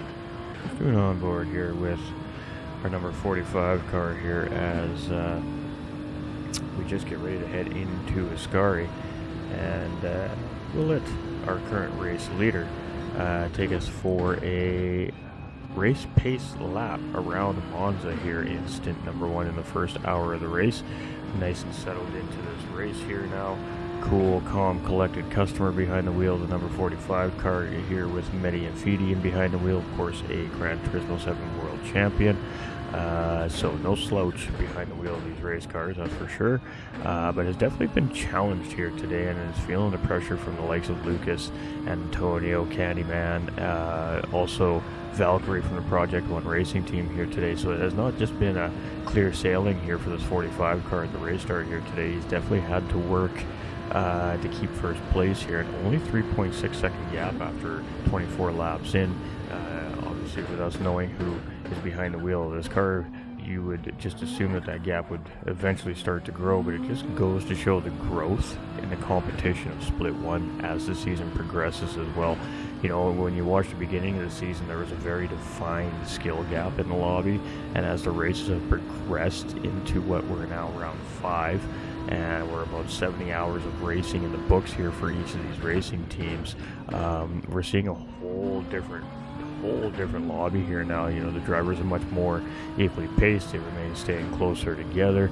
They're very confident in their machinery, with each other, with their processes, and it's starting to really create some good close racing. So as we head into Turismo 2 here, you can see he's not really taking a lot of liberties on the racetrack here. He's just trying to keep the car smooth, trying to keep the car safe. He's got a cushion right now in behind him of 4 seconds, so he's got a little bit of room for small error here at the moment without having to feel any immediate pressure. He's just really settled into his race here. Around the Scari, just a little bit of that cut. You expect to see that from all the drivers here. You're going to see them use the rumble strips for sure here. It's taking any extra beyond those rumble strips that's kind of a risk versus reward here, especially with the unpredictability of our track limit officials. You just never know what they're thinking at any moment in any one of those corners, so you just want to keep it on point, and that's exactly what we've seen out of that lap from our race leader Mehdi Afidi in the number 45 GTR. There was just a very calm, collected, safe, keep it in the lines lap there. Lucas doing much of the same thing. He's trying to maintain that pace to the race leader, but slowly but surely he's starting to fall a little bit off the pace of Mehdi in behind. We've got Candyman here in 3rd place. He's got 10.2 seconds, just maintaining that gap between himself and 2nd. And Antonio's at 9.5 seconds here now. So has gotten the job done on Team ORT there, and now is trying to track down 3rd place here. So a couple of positions gained since their pit stop here for the number 5 Lexus of the Sector 7 Esports racing team, and they continue to be the biggest movers here so far in the field today. The ORT Dodge Viper here in 5th place. They are our defending champions from 2024, carrying the number 1 there. They did start the season in the BMW M6 Endurance model, have opted to change from that to the Dodge Viper after our 24 hours of Nürburgring last round of racing. So a little bit of an interesting choice, but so far it seems to be doing fairly well for him here, as it has him up into 5th place. The Project 1 Racing number 20 Aston Martin currently sitting in 6th place and stricken with a 1.5 second track penalty there, and unfortunately there for Valkyrie, as long as Flexies can maintain that 2 seconds, he's going to be able to fight for that position heading into Curva Parabolica for sure. Kukas here in 8th place for GT Finland Racing has about 5 seconds in behind Valkyrie. He's going to be within 3 seconds, I think, after that penalty served, just because of how long it is. 2 seconds is really going to drop him down to probably about 40 or 50 miles per hour if I had to guess. Let's go take a look. 75 miles per hour you got dropped down to there, where in comparison the guys that are at that point in the racetrack are at about 140, 130, 140 miles an hour. You can see the number 11 BMW gets the pass done quite easily there, and Kukas goes from about 5 seconds to 2.5 seconds in behind, and floating a little bit wide there out of Parabolica as well. Nope, track official decided that he got enough. He had enough car on the track there, but he definitely floated a little bit wide coming out of the final corner there too. And it's dangerous actually going out there. It's very slippery. There's a lot of tire rubber that comes off the tires of these cars going around that corner. There's a lot of load on the race car that's really pushing on the left side tires, and the rubber that's coming off the racing tires, it comes off in little balls, little strands, little chunks of rubber, and it goes flying off into the side of the racetrack and collects up in those rumble strips and off on the track edge, and that's what makes it so dangerous out there, because it's like driving on marbles essentially. It's like if you just came walking around a corner blind, not knowing there was 1,000 marbles on the floor, and you just stepped on them not knowing they were there. Essentially it's the same thing when a race car gets out wide into some of these corners here at Monza. Jacko here in 10th place, 2.4 seconds in behind Prima GTR from the number 64 Meat Cougar team. The Apex Hunter Racing team is one spot ahead where they started here currently in the race today as well. Afternoon, Dan. Mr. Lander. Ando. Of course, Ray. Ray's always here. She's a legend. Alright, so T-Spap here for Loose Moose Racing. 1 second penalty. The penalties are really starting to play a role here in this race, especially for the back half of the field here, but we're really seeing them affect the front half here too. So I think that there's probably going to be some discussions that are happening in these paddocks right now as we're starting to get into a point where teams are preparing the next driver to get ready for obviously their driver swap sequence. Granted, it's still an hour away, but those drivers got to make sure that they have everything they need. They're refueled, they're hydrated, they got to get their gear on, and then of course, racers have a routine. They have a way that they prepare themselves mentally before they get into the cars, and they need time to do that as well. So we're at that point now where the teams are starting to have that discussion with the next drivers, and I think probably the hot topic of discussion, I think in most of the garages right now, is going to be keep it out of penalty trouble. I think that's the topic of discussion right now. Morning, Jay.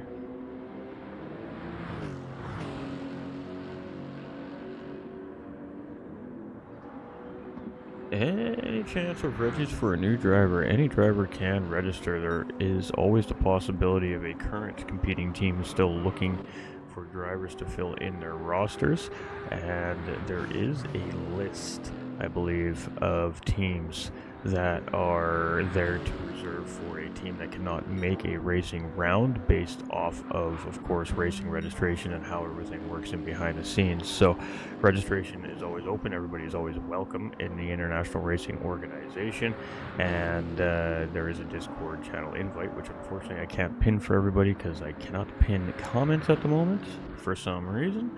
Don't know why. Have to sort that one out, but yeah. The International Racing Organization YouTube channel, so when Stint 2 goes live there, they'll be able to pin a Discord invite into the stream channel for everybody there, and that is a way to get more information, get into the community, ask any questions, and then just get all the information that you're really looking for about the championship and about how to get involved in the championship as a racer, a volunteer behind the scenes. The International Racing Organization is not only always looking for great teams and great racers, we're always looking for great staffing behind the scenes that can help out in different avenues of what we do here as well. So everyone is always welcome. GT Finland Racing here, 8th place. We're starting to see things tighten up here a little bit now. Obviously, with the penalty trouble between these cars here right now, the number 11 car and the number 20 car, it has just been a back and forth battle. But again, another 2-second penalty here for Valkyrie, and it is just getting bad to worse here right now for the number 20 car. He just needs to kind of shake that off, and he needs to get back into his rhythm here and really figure out where he keeps picking up that penalty and try to correct it, just try to make that adjustment. We got a second penalty here on Prima GTR here as well. So Jacko may be able to take advantage of that. Only 1.8, pardon me, I got some hiccups here, 1.8 seconds in behind. T-Spap in 11th place for the Loose Moose Racing. Aston Martin here, 6.2 seconds in behind. I mean, seeing the penalty struggles that some of the racers are having here today, you can't honestly count anybody out of this race.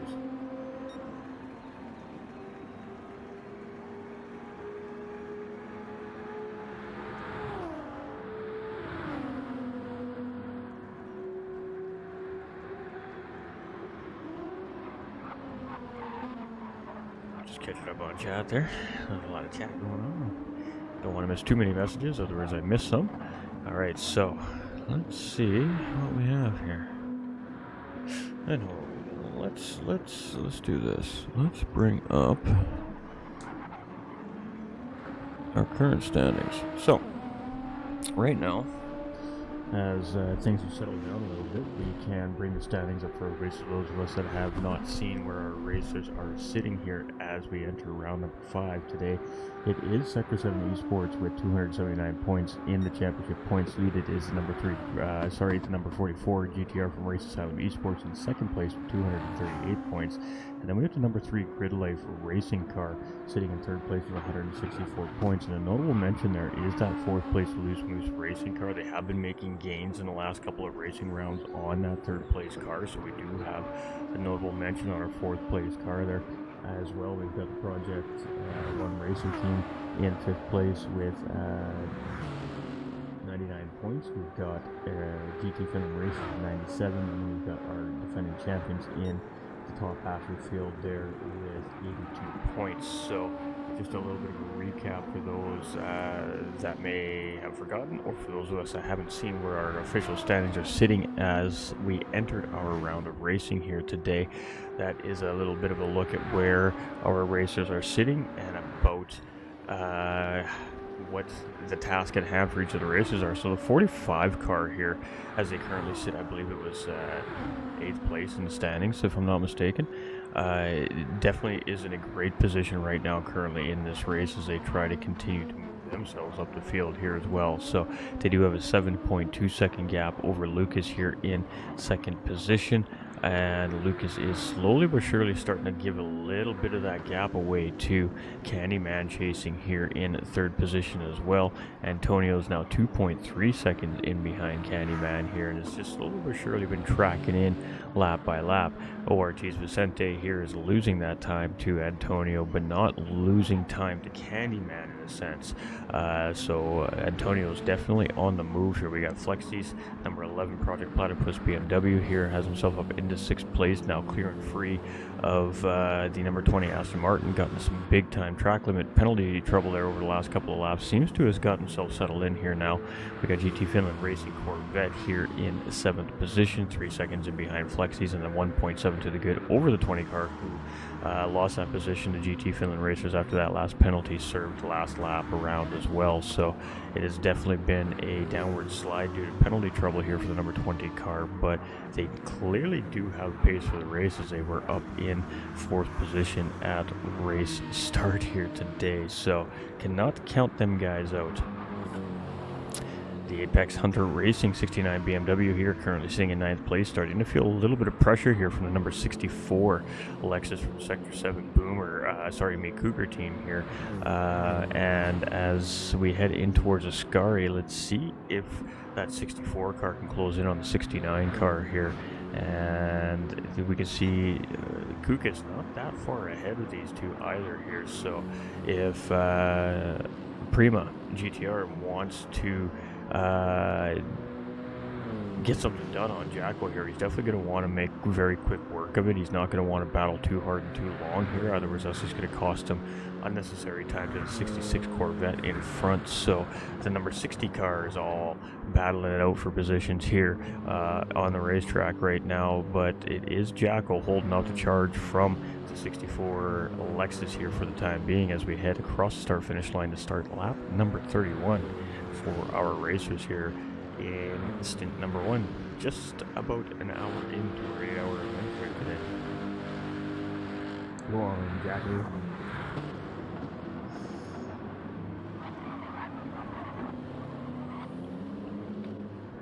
Alright, so we got Teasbap in 11th position. We've got Kaizen from Race Silent Black here in 12th position. Started in 10th, so only down a couple of positions here. Got damage early on.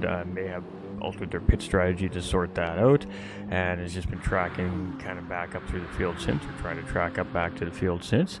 Got Visual Racer here. He's got 16 seconds in behind Kaizen currently right now, so Kaizen has no immediate pressure in behind, which is good for that run back up to the next driver in the field there. We've got Comrade here for Eric's Racing, currently sitting in 14th position, about 8.9 seconds in behind as well. So there is really no driver on the racetrack that is down and out of any position battle on this racetrack yet. 7-8 seconds isn't a ton of time on Monza. It's 5 really solid laps in compared to the driver you're chasing, and you're right there back within striking distance again. So all comes down to how clean and efficient and smooth you can be around this track, how consistent you can be, and how many times you can get around without being penalized. How's it going, Cars? How you doing, brother? Welcome in. Love seeing everybody here. Hope everybody's having a fantastic day. Just glad we can get some racing action, everybody. Oh, and what did we miss here? All right.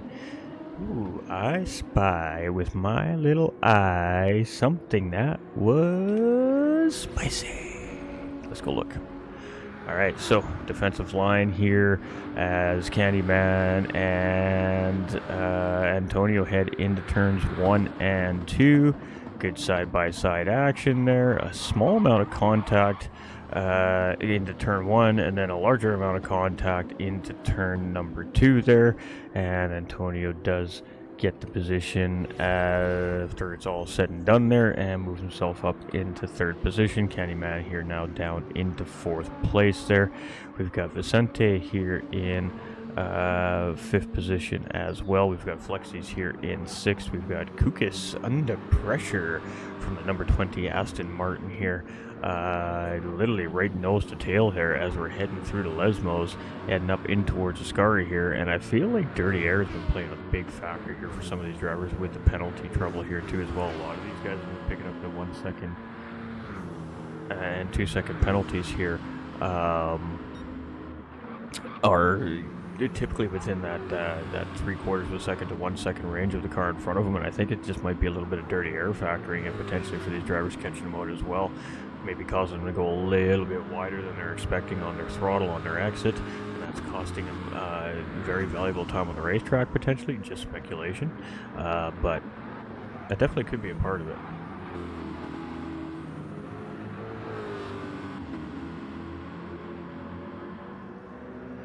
Alright, so we got slipstream advantage here to the Aston Martin. That Corvette's very quick in a straight line, but that Aston Martin was tucked in nice and tight as we went through Parabolica there.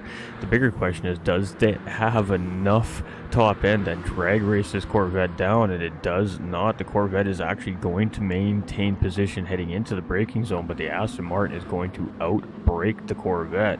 And the Project 1 Racing Aston Martin gets a beauty of a pass done in turn number 1 and 2, outbrakes his opponent. Job done.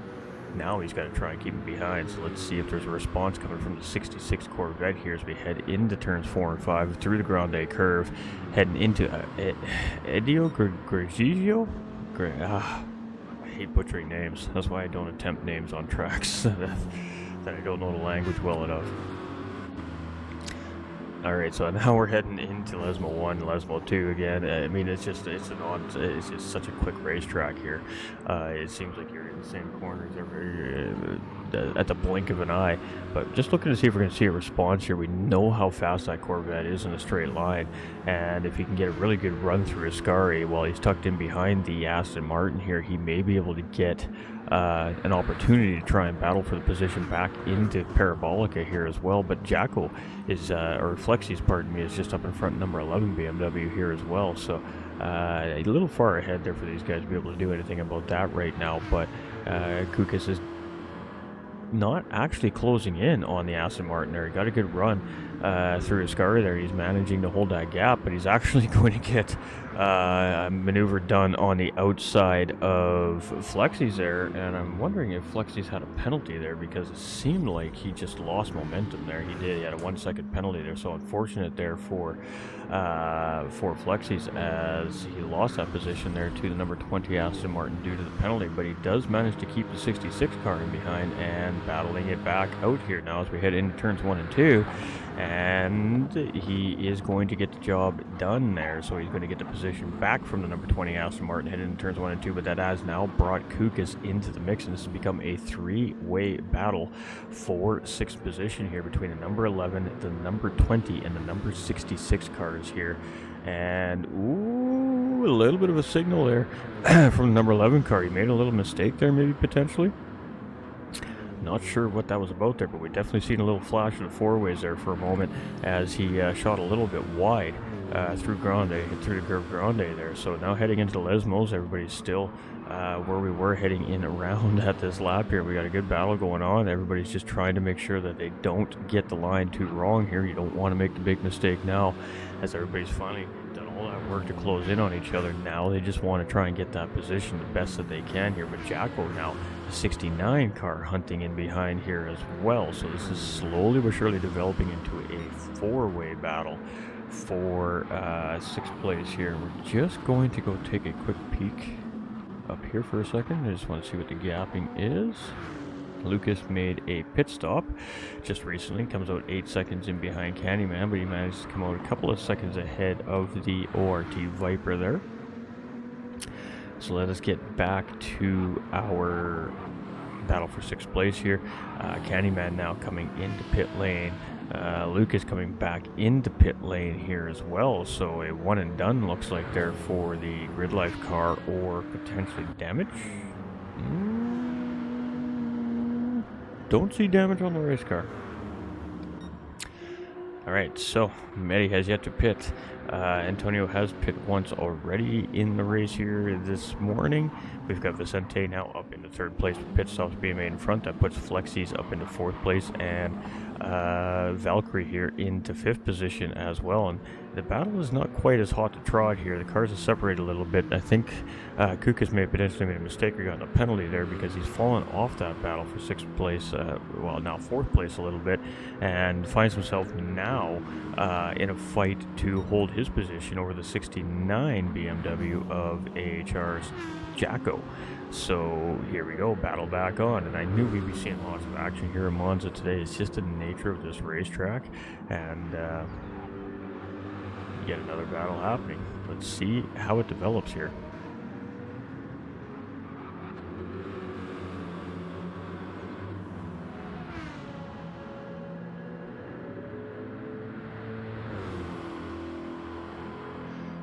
Alright, so we got defensive driving happening here, and not obviously too surprised to see that. Kukas is going to force Jacko on the outside heading into Ascari, and this is tough battling right here. Side by side through Ascari is the first time we've seen it today, and Kukas is going to defend the position, and that was a beautiful job by both those racers right there. And you know, I said at the earlier this race, dude, I would expect to see these two stay fairly close to each other today, and so far that's exactly what we're seeing, and they're providing us with some great battles on the racetrack. That was a beauty right there as they go side by side through one of the most difficult sectors on the racetrack, honestly, to go side by side through. So spectacular racing being shown here from our teams here today. All right, so we're seeing a big shift in positions now due to pit stops, and we're going to see this a lot today here. It's going to be very hard to predict early on who is really in the best spot to win this race. I mean, if we had to put a prediction down on it right this second, even though Antonio is moving very quickly around the racetrack, Medi just seems to be in control of the race pace right now. He is controlling the race, he's controlling the pace of this race, and he really doesn't seem to be too flustered about what's happening on the racetrack here. He's in his rhythm, he's in his groove. Right now, if I had to make a prediction right this second, I would be putting my money towards a 45 car currently, I think. But I mean, it's hard to say. It's only based off of 1 hour and 6 minutes of 8 hours of racing, and like I said, it's just too hard to tell right now. We're constantly seeing positions being changed due to penalties. A lot of it is being due to penalties here, and it's creating a lot of close, tight quarters, knit battles, and a lot of close quarters driving here on the racetrack. So as drivers' pace starts to separate them a little bit, the penalties brings it back together. Oh, and we've got a Viper stricken out of Ascari there in his team ORT, and that is not ideal there for that car. Let's go see what happened.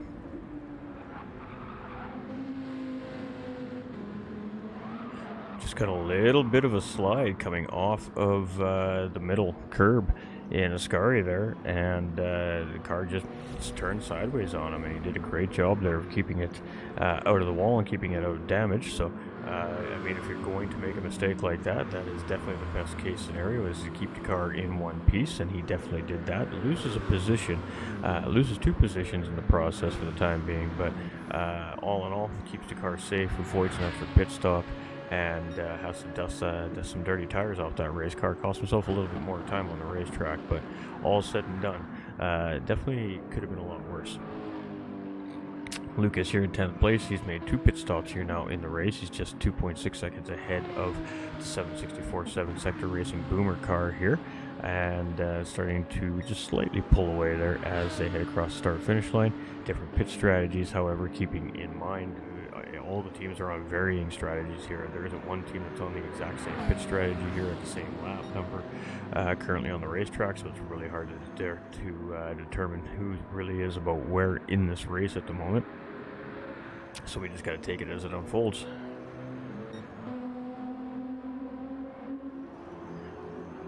Well, let's go back to the Boomers, since we were just there. Boomers are sitting in 11th place. The Visual Racers had a little bit of a tough start to the race, but I mean, he's been slowly but surely just chunking away at the group in front, and it seems like he's really settled into the race here now. I think he's had 1 extra pit stop, I think, outside of a strategic sense so far, but all in all, tough start, but looks like on the road to recovery, I guess, is a good way to put it. And the Me Cougar car is currently sitting where?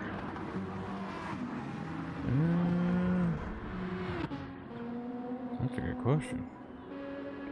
There it is. The Cougar car just making a pit stop here, so let's put him back currently into 13th position. They were up and around, I believe it was 9th place there before the pit stop, so they're just sitting here in behind comrade for Eric's Racing McLaren team here, and looking to get a pass done into Ascari. Nope, just looking to get some clean air into the front end of his race car so he can get the car to react the way he wanted into Ascari. Looking to get a run on that McLaren coming out of Ascari. Most certainly gets that run and immediately gains that inside position heading in towards Curva Parabolica, but McLaren's doing a great job of drag racing that Lexus down the straight here.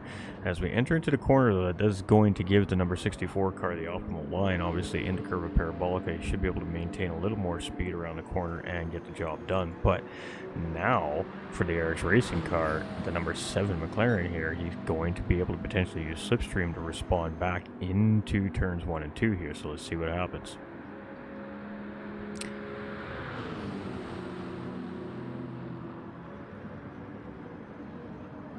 He's just going to stay in behind there. He didn't seem like he was too worried about getting the move or response done into turn 1 and 2 there. It seemed like he potentially could have tried if he wanted to, but I think he was just fine with sitting in behind the 64 Lexus there, maybe using that Lexus for a little bit of fuel saving and slipstream help. So for the first time here in the race today, we are going to see a blue flag situation here. It looks like our race leader is closing in on the race silent black car, I believe it is at the moment. But keeping in mind that our race leader has yet to pit so far in the race here as well. So with that being said,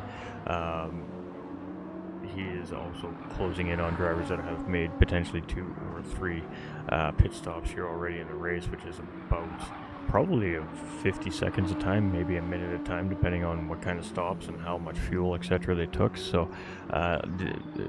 potentially looking like a medium or a very long medium, shorter soft run coming from the number 45 car here so far.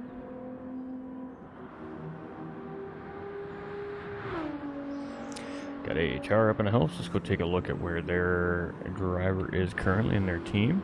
Sitting in 7th position here. Actually still shaking down the 66 GT Finland Corvette. And like I said, leading off right where they left off at Nürburgring, these two cars, these two teams, battling it out tooth and fist essentially here for position on the racetrack, and there is no exception here at Monza. They are nose and tail here now as Jacko has closed up all that gap on the number 66 Corvette, and it is game on here as we head out of the Lesmos up in towards Ascari for the 39th time here today. Jacko's been having a very, very good run, been showing very good pace here early on in the stint.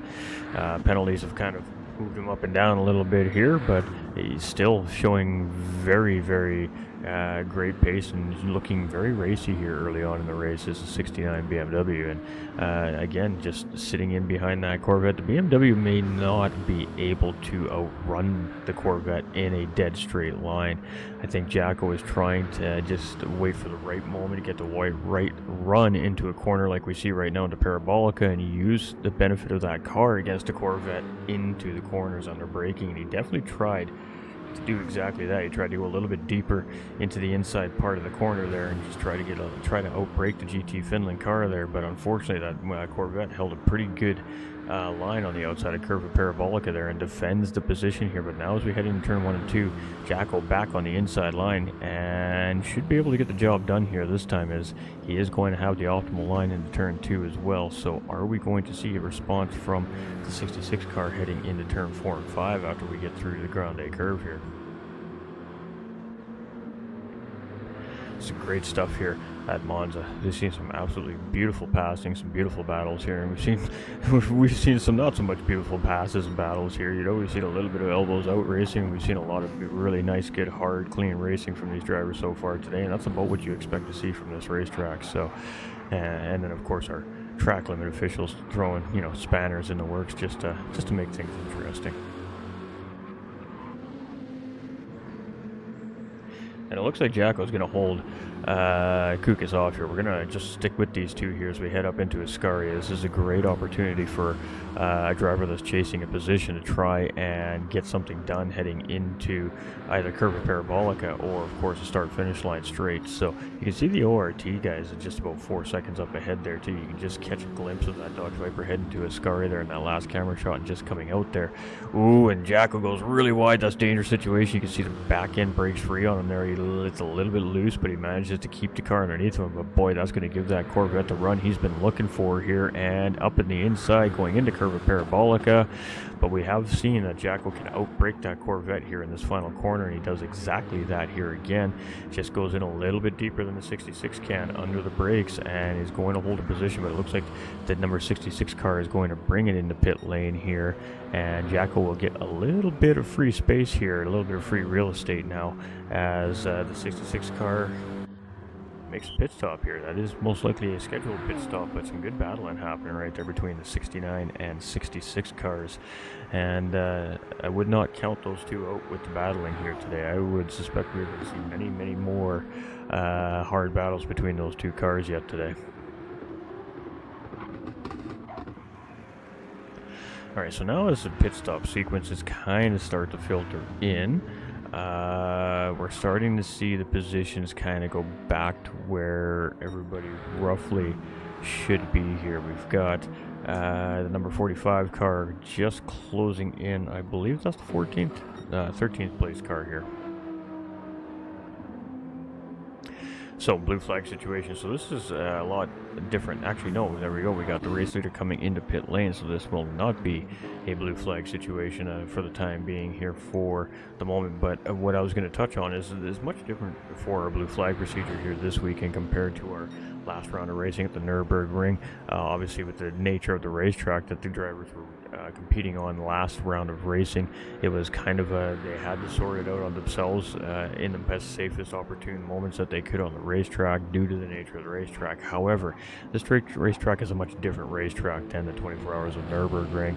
This racetrack is pretty cut and dry. It has lots of long, high-speed sections, and it has broken up by smaller technical sectors, some that are mid-speed, some that are lower speed. So basically, when you're on those straight line, faster sections, that is going to be your blue flag designated zones here today. And the requirement for that is for the blue flag car to pull off the racing line and concede the position in that blue flag zone when that blue flag car is within 1 second of the blue flag car. And that is obviously monitored by game live timing and, of course, engineering staff in behind the scenes of their respective teams. So communication is obviously a big factor in that procedure, but understanding of the procedure is also just as important. So if you're a blue flag car and you are unlapping yourself from a lead lap car, you are allowed to do so. You have to do so very safely, obviously, and you have to be able to show that you can maintain pace ahead of that lead lap car. So once you've made that pass on that lead lap car, you have 3 laps to break the blue flag procedure distance. So you have 3 laps to gain a second gap on that lead lap car and maintain minimum at least that 1.1 seconds over that lead lap car, or you will be required to concede that position back to the lead lap car and stay in behind that car. So it is very important, if you decide as a blue flag car that's unlapping yourselves, to determine if you have the pace to unlap yourself and keep it legal.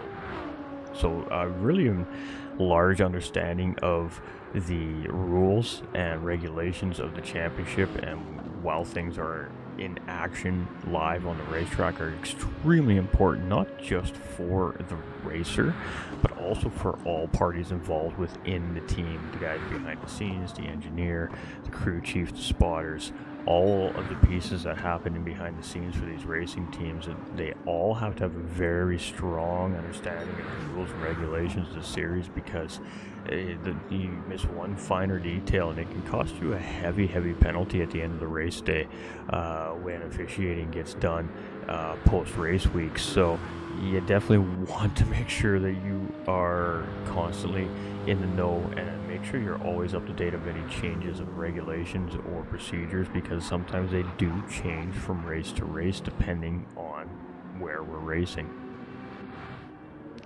An example of that is today we have a racing medium tire mandate. Each driver in each 2-hour stint that is in behind these cars must drive their cars on the medium tires at least once in that 2-hour driver stint in order to meet official requirements to take official points from this race. So it is important that, again, the finer details. There is not always a mandatory tire involved with each round of racing. That is one of those things that comes up in before racing time, which is well communicated well ahead of time and to the racers and teams, and it's then the team's responsibility and the racer's responsibility to know, understand, and be prepared to make those adaptive changes from racing round to racing round as well.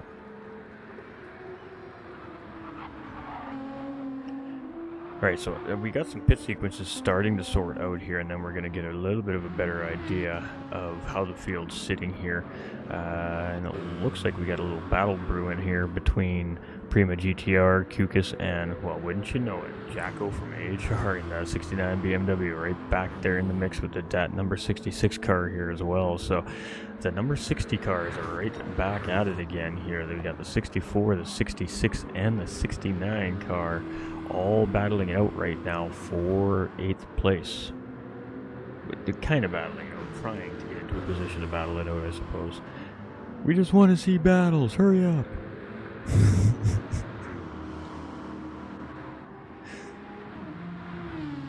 Loose Moose Racing, 9.2 seconds in behind. I mean, not that far behind. Kaizen, 9 seconds in behind Teesbap. And then we got a little bit of a bigger gap, 14 and 10 seconds. So, I mean, yeah.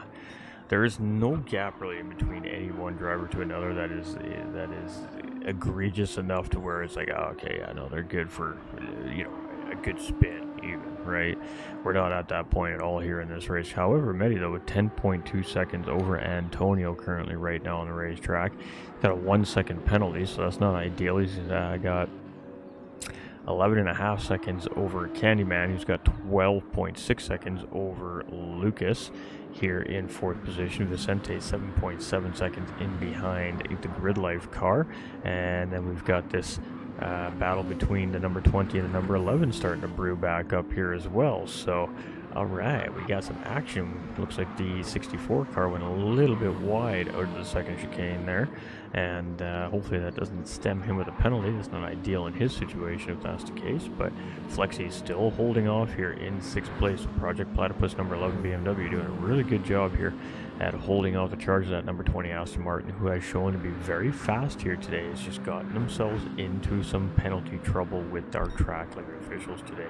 Definitely went on a sequence of about 3 or 4 laps there where they just could not stay out of the naughty books of our track officials, but it seems like they've gotten that sorted out here now and are starting to move their way back up through the field. They started in 4th place. They have the pace to even be in 4th place here today. They've shown that today. Let's see if they can close in on Flexies here, but it looks like there was a penalty there for Project 1 again. And unfortunately for them, they're now looking at a 3-second gap to overcome here to Flexies, who is closing in on that ORT Dodge Viper here right now. 1.2 seconds is that gap. Whew, all right. Everywhere we look, we got stuff brewing.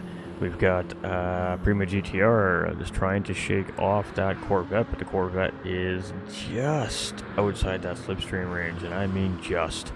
As they head into turns 1 and 2, he was just starting to nibble away at that gap as they got in towards the braking zone here. So which one of the two of them got the better exit there? And it was Prima GTR who got the better of the exits out of the 2 cars there. So he gains about a 10th on the 66 car there, and Jack was still not that far behind, only 2.5 seconds in between those guys. So we got battles everywhere. How is Kaizen? Kaizen is, I believe, in 12th place currently. 9 seconds in behind Loose Moose Racing and 14 seconds ahead of Visual Racer.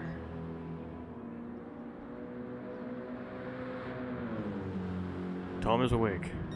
That much we know, Jay. He said so a little while ago anyways.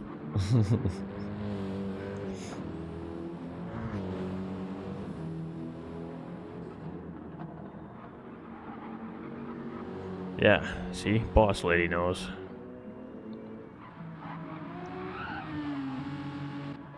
Let's give some love to Eric's Racing here.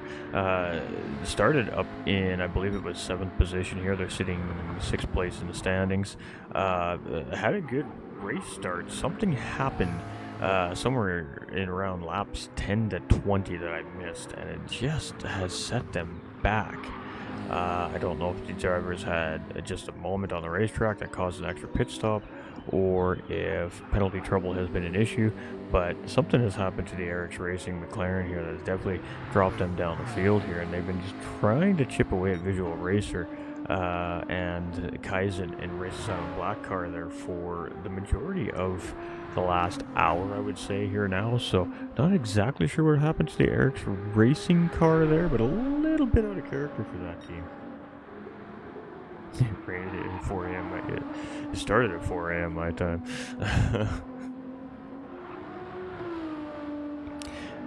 Fields. Red live. Is that Stevens?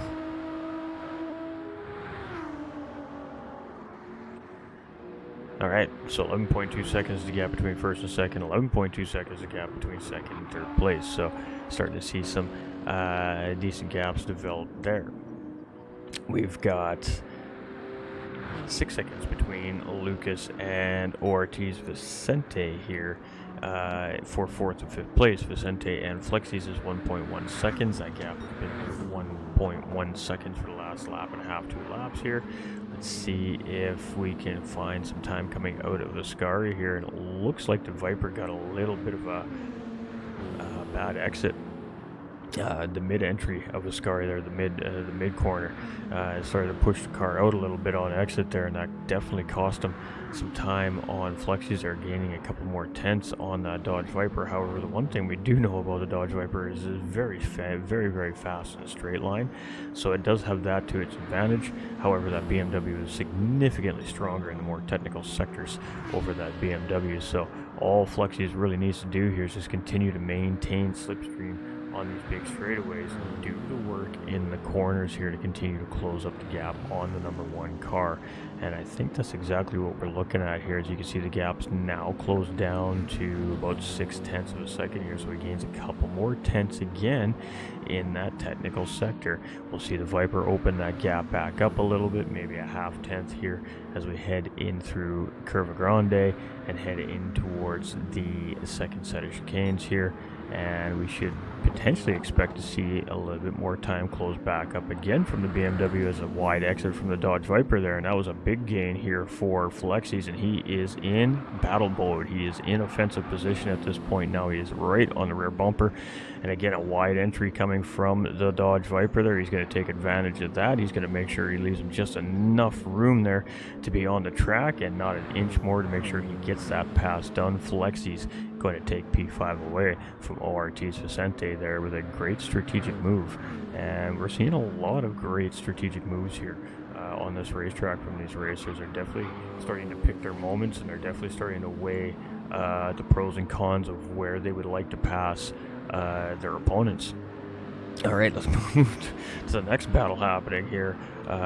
We've got this nice healthy battle between Prima GTR and Kukas, and I assume that Jacko is somewhere in the vicinity here as well, in behind these guys. He's got a little bit of a gap there. It looks like about 5 seconds right now currently, so a little bit of struggle potentially at this point in the race here for our 69 cars. He's just losing touch a little bit here with the 64 and 66 cars up ahead, who are only 2.9 seconds in behind the 20 car up ahead of them. So things are starting to spice up here at the last 30 minutes of hour number 2.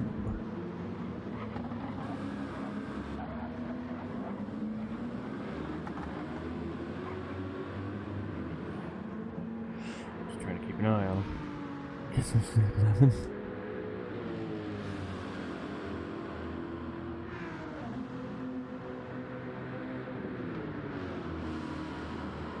Alright, let's keep going through here. Let's see what we see. 4 seconds to gap behind Jacko and Kukas and Prima.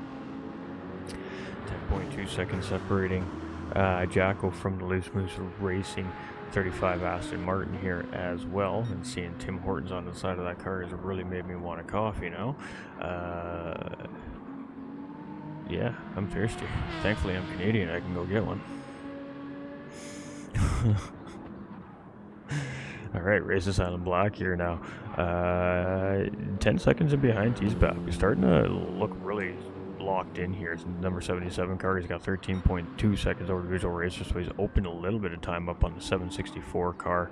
And our number 7 car here has a blue flag being waved, and I believe that is our race leader closing in, number 45 Last Minute Racing GTR here.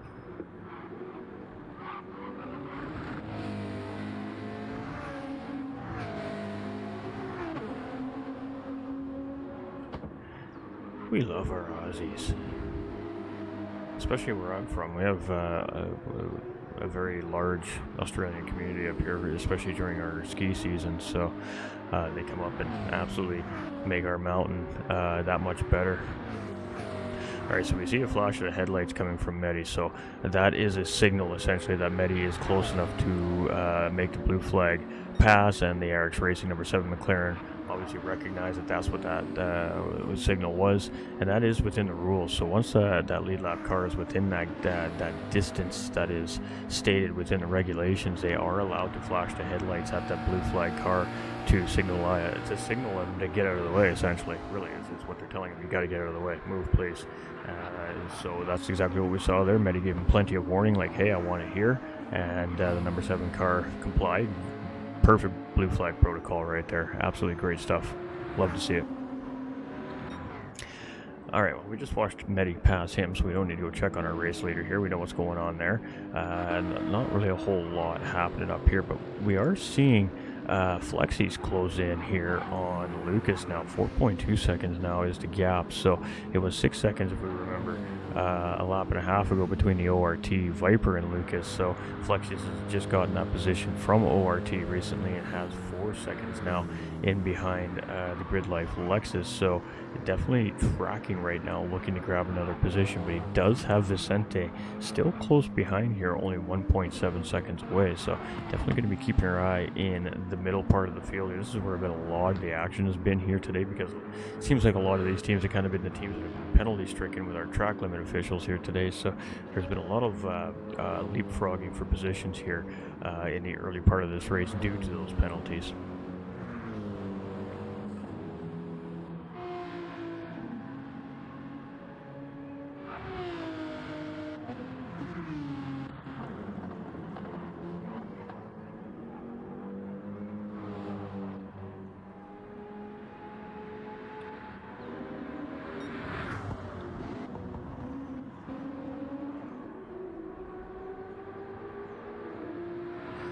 All right.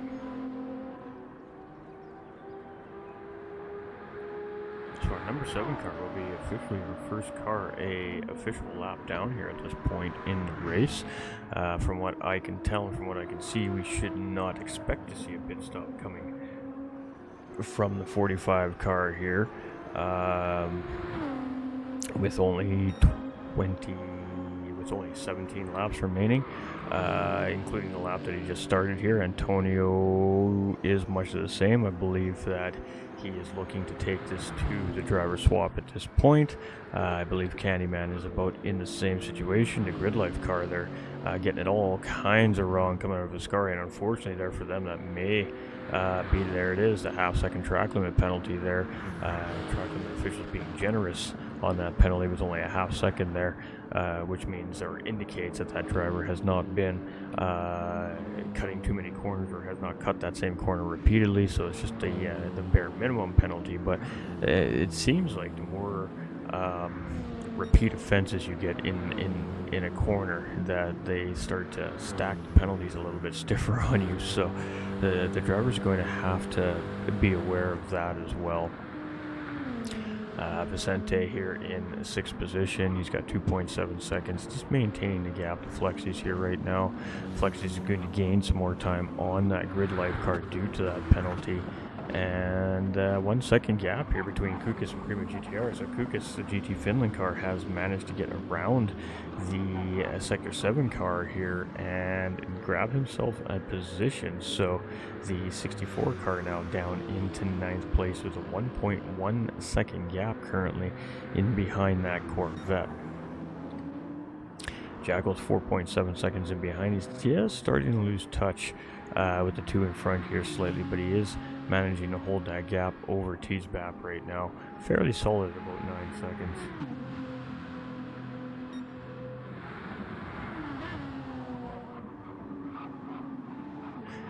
I agree, River Ruckus. It's awesome seeing drivers from all over the world, literally from all over the world.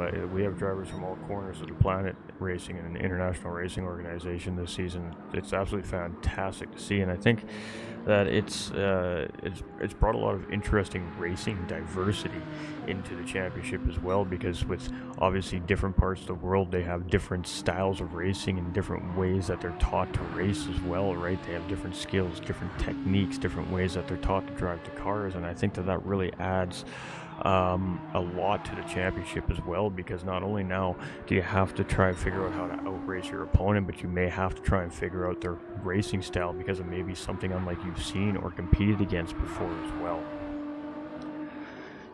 Each driver has a different style, and it seems like depending on what part of the world you come from, depends on kind of that direction of your racing style seems to go. Everybody's different, obviously. It's a little bit of a generalization, but it's just an example.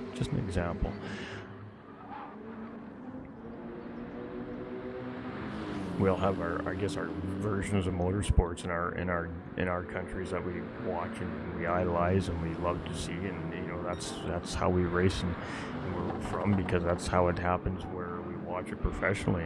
And like I said, depending on what part of the world you're in, the racing is quite different from watching Australian V8 supercars to the BTCC cars in the UK, or the Miatas, or the IMSA, or the GT, the World Endurance Championships.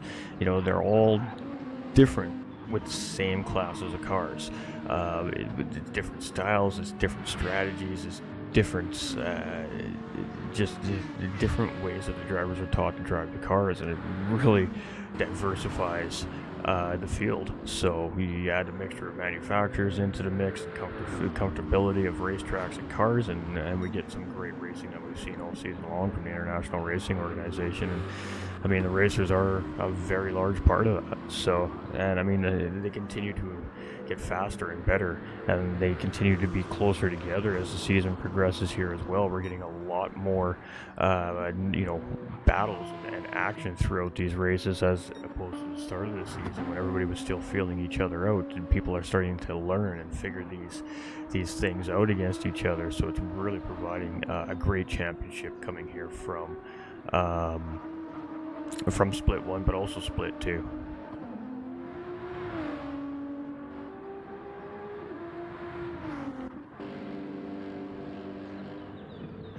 Alright, so things have definitely settled down. Oh, there we go. Flexies has just gotten the move done on the Grid Life car. Let's see if we can catch it here. It was a move either into Parabolica or at the beginning of the start finish straight here, as it looked like Lucas tried to potentially attack back into turn 1 and 2, but it was defended by the Project Platypus number 11 BMW there. So Flexi's now up into 4th place and currently sitting on a purple sector. We have a new fast lap of a 1:46.961 here, currently held by the number 45 car Medifield. And Lucas is about 0.8 of a second and losing a little bit there with that wide exit out of the Lesmo, and just going to lose that slipstream here now as he heads into Ascari. And due to him going so wide out of Lesmo too, there may have dirty tires heading into Ascari here as well, so he's going to be a little cautious on the brakes here as he gets into that entry into Ascari. It could be very advantageous here for the ORT Dodge Viper in behind if something were to go a little astray, but it looks like Lucas keeps it nice and neat and tidy and only gives up a very minimal amount of time having to adjust for potential dirty tires. Number 20 Aston Martin, 2.9 seconds, 3 seconds now in behind the Dodge Viper there. We've got a number 66 GT Finland car here in 8th place. He's got 3.8 seconds in behind the Aston Martin and is currently sitting 1.7 seconds ahead of Prima GTR. It's Jacko here in the Apex Hunter Racing BMW, and he's going to blow Curva Parabolica something fierce, and that is definitely not going to be ideal. The track officials are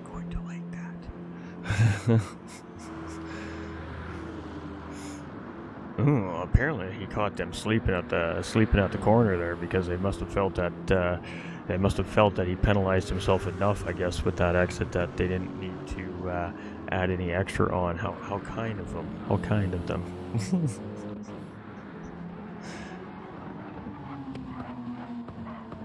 They're funny officials, those track limit officials. You really don't know what they're thinking at any given moment in any corner, so you just kind of try to keep it right and tight. It's the best you can do. Right, so Medifield in the lead, 45 car.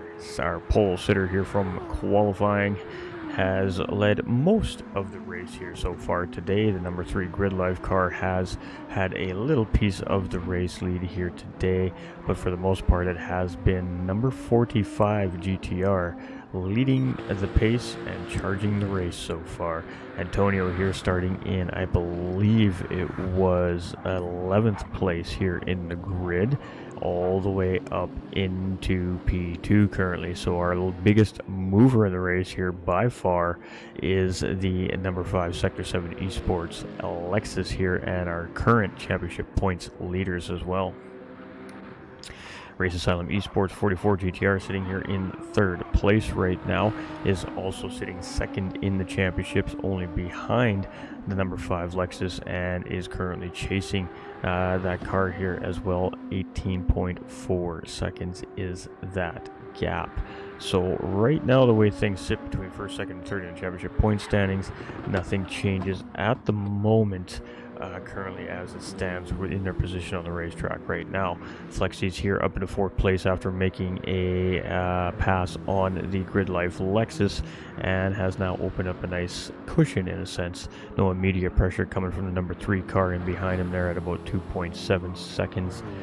With that gap, Lucas now has ORT there about 3 seconds in behind, and we'll be keeping our eye on that gap as ORT seems to be trying to close in, but the number 20 car also has the same idea in behind that Dodge Viper here, going 3 seconds. Hey, we can do 3 seconds. All right, let's lock it in. We have about 19 minutes to driver swap, give or take, so the drivers are going to be thinking about these things now. Can I gain a couple more seconds? Can I gain that position before we get in the pit lane and I hand it over to my teammate?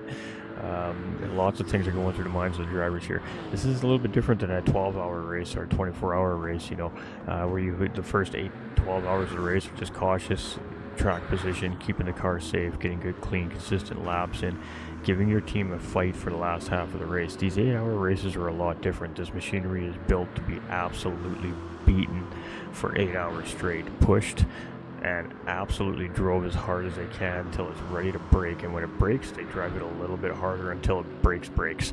So these 8-hour races are quite a bit different. There's not a lot of room for complacency here in these 8-hour races. You got to push hard, and you got to be able to keep it as clean and fast as you can, and the ones that can do that in these 8-hour races are going to come out on top.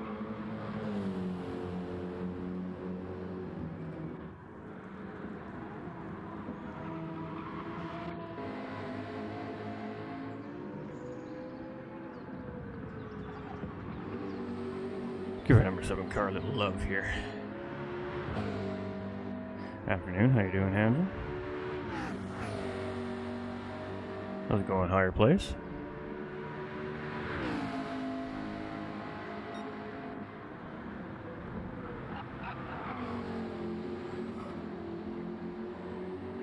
Alright, so our Eric's Racing team here currently sitting in 14th place, but do not let that fool you. This team is an efficient endurance racing team.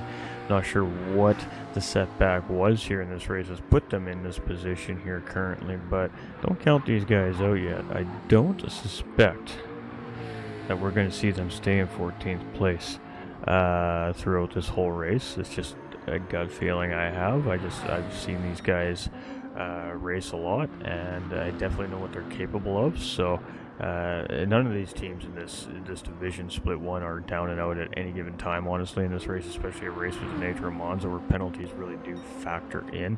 Penalty mitigation is important here in this race today, and we have seen some teams do a better job at mitigating the penalties and keeping it down to a minimal over other teams. So dirty air plays a factor in that, and I can attest to how bad it can be here, especially depending on the wind speed and direction on the racetrack as well. So the subtle wind changes and subtle wind directions do affect how the car handles in corners compared to what you may be used to the last 5, 6, 7 times around. All of a sudden the wind adjusts a meter per second in a different direction, and all of a sudden the car is not responding right. These are all adjustments that the drivers are constantly having to make, while they're also thinking about trying to get the best position on the racetrack they can get as well. They're constantly having to adjust and adapt the car to the track and the conditions. You have to be able to think quick. Thank you to IRO for just coming up with the plan B. It honestly wasn't looking good. We were having a technical malfunction on my side that wasn't allowing us to perform what ideally we wanted to do, and this was plan B. So thank you to the International Racing Organization for acting swiftly as they always do, and we're able to get the content out, and that's all that matters. That's what's important. So the finer details will work out in between races, and continue to work on improving and making better. And that, as a team, that's what we're always trying to do behind the scenes. And whether it comes down to our broadcasters or our stewarding officials or our admin staff or our race control officials or our race directors or our lobby hosts, the list is a very long list of jobs that need to be taken on during these races. they just seem to always have a solution. Sometimes it's a quick fix solution, but at the end of the day, we just want to make sure that race fans, all you guys and gals out there that are here rooting on your friends, your family members, or just checking us out for the first time, get a good fun race to watch, because that's what it's all about. That's what we're here to do. We're competing. There's a bigger goal.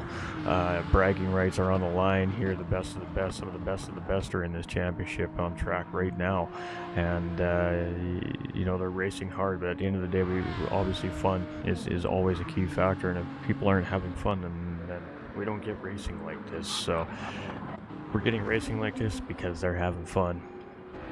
And that's because the organization, the group, the league officials, and everybody behind the scenes just keeps everything in a forward direction, and that's all you can do, and that's all you can ever ask for. So thank you to the IRO.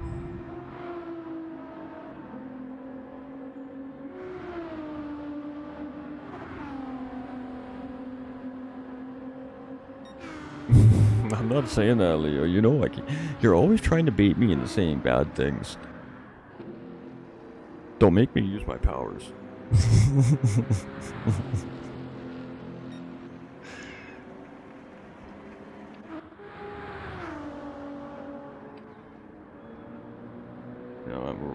We're gonna have to make a chat penalty box pretty soon. I have to put the rowdies in there.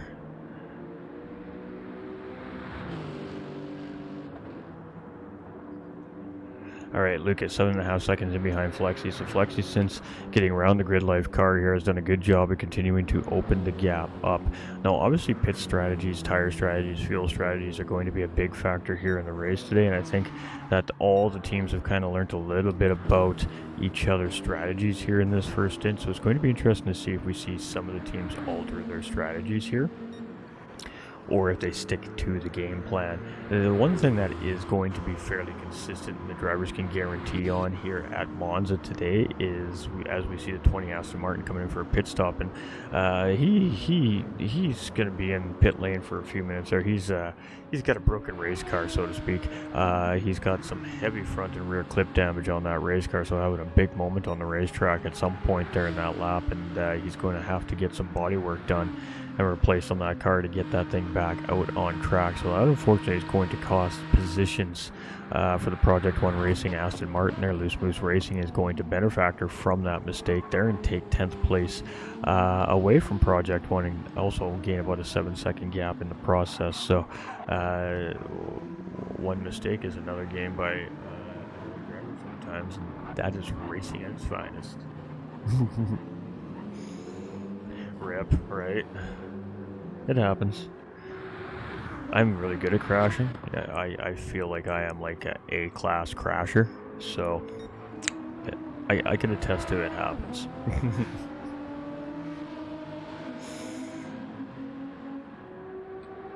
I can make a spin look good, you know?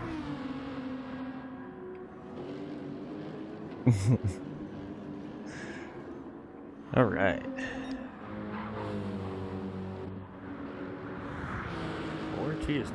Is still maintaining 3 seconds here, so the grid life car and the number 1 car here pacing each other right now on the racetrack. Kukas 5 seconds in behind the Dodge Viper and appears to be just maintaining that gap as well. Premium GTR is only 4 seconds in behind Kukas here, but a half-second track limit penalty that's not going to help to cause any as he continues to try and chase down Kukas, and he's got 2.5 seconds to Jacko in the 69 BMW in behind. That half-second penalty is not ideal in any aspect there for the 64 cars. That's going to allow Jacko to close in within 1.7 seconds, I suspect, depending on how the first portion of this lap goes. We had a yellow flag on the track in front, so a car slightly stricken perhaps, heading out of turns 1 and 2. Let's see if we can figure out who that car was.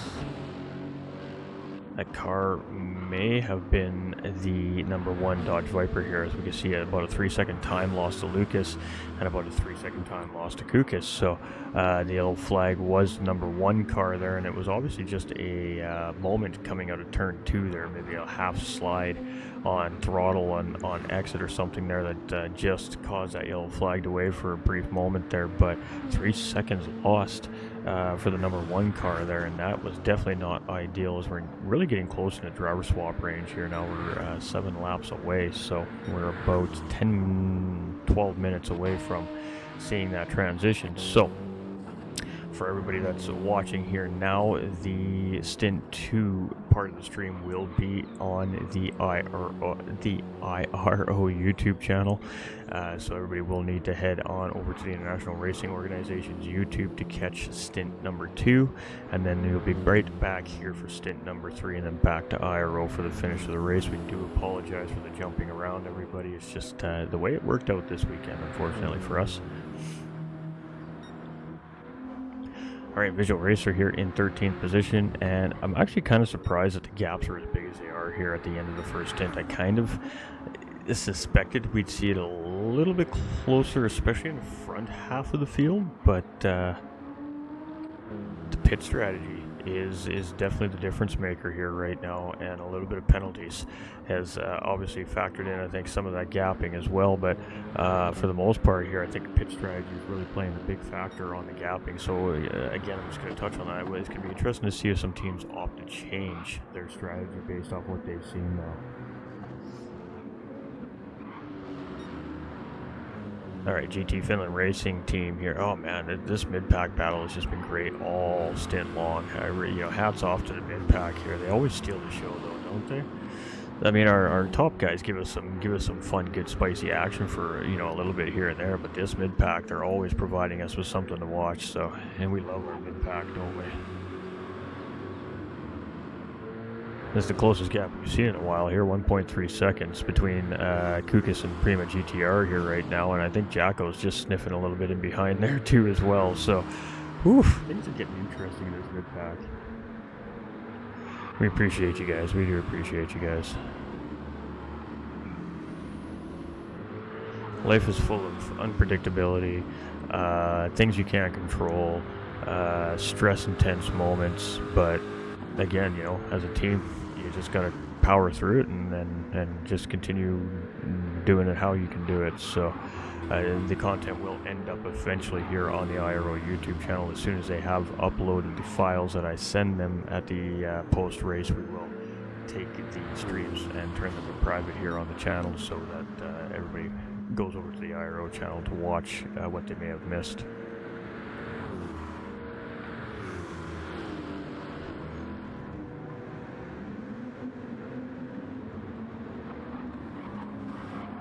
Alright, this battle is on like a Donkey Kong. Let's go. Let's get some banana peels out. Let's get some red shells out. Let's do this thing. Oh wait, we're not allowed to have contact. Okay, no red shells. No red shells allowed.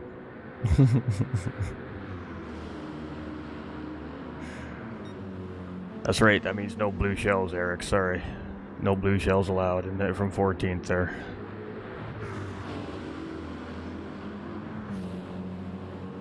It's a good battle here, though. The Lexus really putting the pressure on here.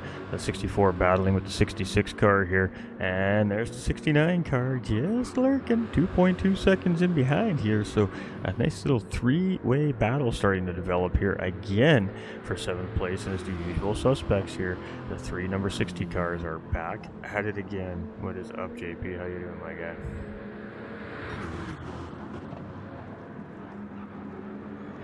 So far, it is a great race. I could not disagree, or I could not agree more. It's early. Don't mind me. The brain will come together eventually. I don't even play Mario Kart. Actually, I don't know. I just sometimes you just get lost in your thoughts. Some childhood memories floating back there for a minute. I think that's what makes me so special over a lot of commentators. I just tend to ramble on in my thoughts sometimes, and well, that's a dangerous place at times, I can tell you that. But we managed to keep it family friendly still, so. Alright, battle time.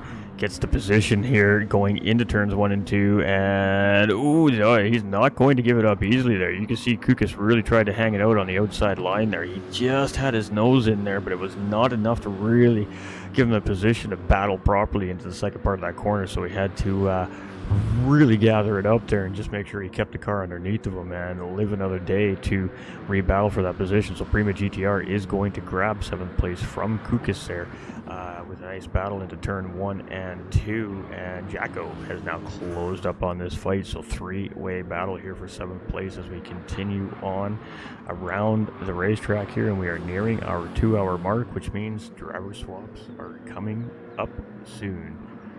Jay's here. I don't think he's feeling great today, so I think he's just kind of laying low, chilling in the background.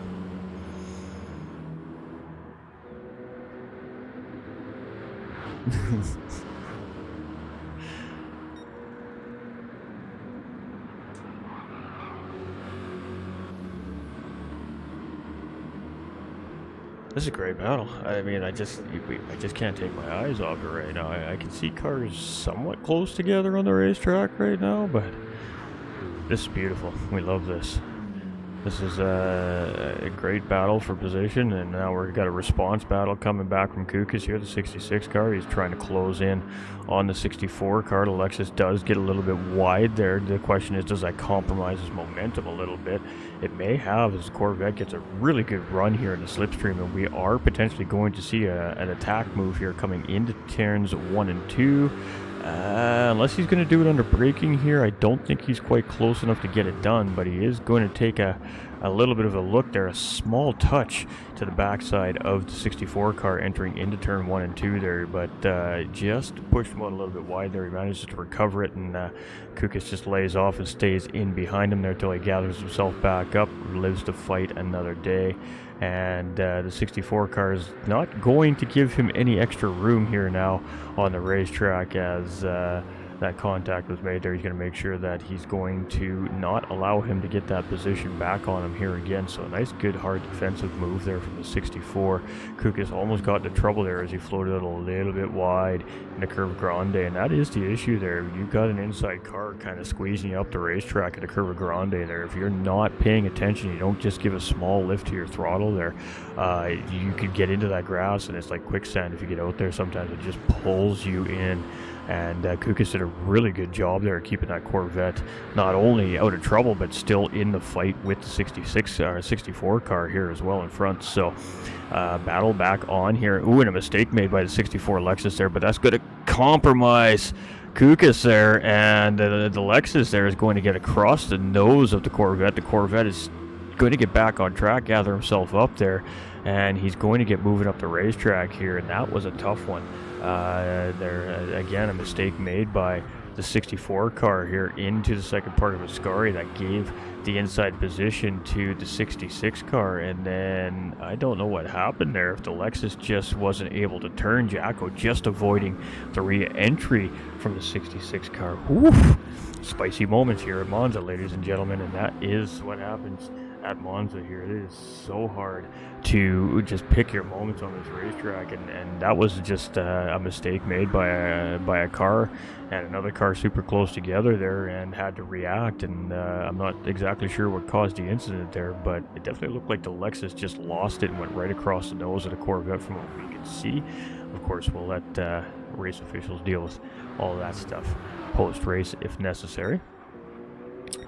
But I definitely don't think there was any. I don't think there was any ill intent or any malicious there at all. I think that was just a mistake that got a little worse due to close quarters racing. All right, so number 45 car is on lap 66 here, so we need to get some live timing going here. So let's do a run through the field. We have number 45 car in the lead, 14.1 seconds. Over second place is number 5 Antonio, who's got 29.8 seconds to third place. Candyman from Race Asylum Esports is 44 seconds behind the race leader and has 5 seconds ahead of Flexies in the Platypus number 11 BMW, who has been tracking that third place car for a large part of this final tire stint here and has 49.3 seconds to the leader. We go to number 3 Grid Life car, has 1 minute and 6 behind the leader as they start their final laps here to get ready for driver swap. Vicente is 1 minute 8 behind the leader, 2 seconds behind Lucas. We've got Kukas here, the number 66 car, 4.2 seconds. Oops, sorry, skipped one. We got Jacko here, 11.3 seconds in behind the ORT car, 1 minute 19 seconds behind the race leader. Moving back to the 66 car, 1 minute 24 seconds behind the race leader. Keep it going here. We got to do this quickly. We got the number 20 car, 1 minute 29 seconds behind the race leader. We got the Loose Moose Racing 35 car, 133 in behind the race leader. We got the 64 car, 139 in behind the race leader. We've got the number 77 car, 150 in behind the race leader, 1 minute 50 seconds. We got the 764 car, 1 minute 59 seconds behind the race leader. And we've got our number 7 car, 2 minutes 33 seconds behind our racing leader, who is on their in lap here now. So what we're going to see is the cars that are on the lead lap will come in at the end of this lap into pit lane, and will bring their cars into pit lane, and we will start a driver swap sequence. Now, normally, obviously on the IRO broadcast, that's all done all in one swift motion, but unfortunately that's not the way it's going to work here today. Everyone will have a choice to make of when to leave this stream to go over to IRO to catch the start of stint number 2. So I suggest waiting till about the top 10 get in here in this stint, and then we'll have that will be basically our lead lap traffic, and then I would recommend jumping over to the IRO channel to continue on with stint number 2. I would say somewhere right around that top 10 coming in should all be within about a minute and a half apart from each other. The fastest lemon I ever saw. Rip, says James. Yeah, we got some skulls in the chat. That was definitely a rip. That was a medic situation right there. Medic.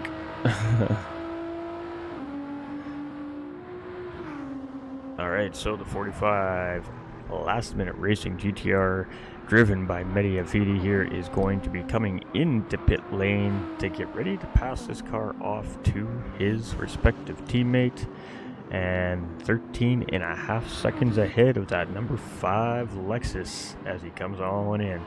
So Antonio will be next to bring the car around into pit lane here as he comes around Curva Parabolica for the last time here in his driver stint. That will take us down to the 44 Race Asylum Esports car here now, the GTR as well. And he will continue to roll for about another 20 seconds. And he will be ready to turn his car over to his teammate as well.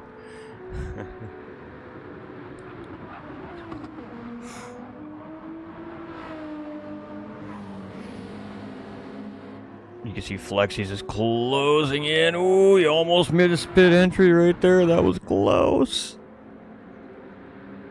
Looks like a penalty being served there by the number 3 car, which allows that Dodge Viper to really get in tight here. So we're going to have less than a second separating 5th and 6th place here coming into pit lane. We'll have to see how that relates once they do their tire and fuel service and the driver swap, but less than a second separating 5th and 6th position here. Jacko now coming around Curva Parabolica here as well, just 11 seconds in behind those two. He's going to bring his car in, get ready to prepare that 69 for that driver transition. The 66 Corvette right in behind, 5 seconds later than the 20 Aston Martin, just 2.5 seconds in behind. That takes us to our Loose Moose Racing Aston Martin. He's going to bring it in, and bada bing, bada boom, the top 10 is swapping drivers. Prima GTR is now going to be next to bring it in here for the 64 car, and Kaizen is just 3.5 seconds in behind him here as well. So Prima GTR brings it in for the 64 car. The 77 car is now in.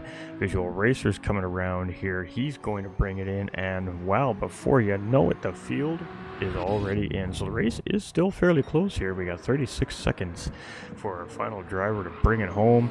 And head on over to the International Racing Organization's YouTube channel, everybody, to catch stint number 2. We will be back in a couple hours' time right here at GT45 Gaming for hours number 5 and 6.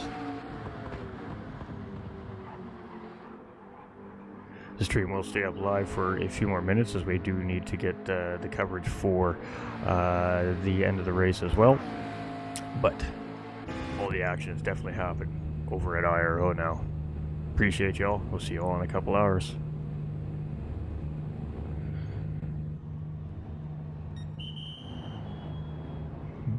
Okay, let's do that. That works.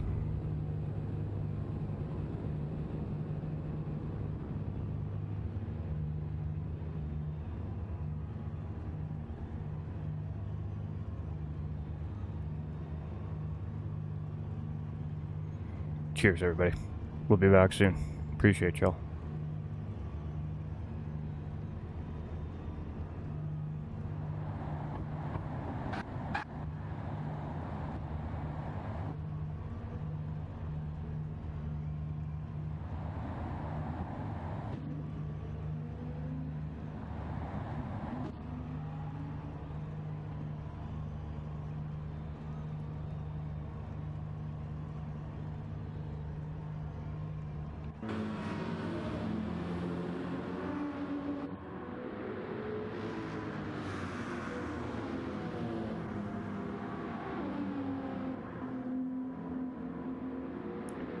I can hear race cars. Why can't we see it?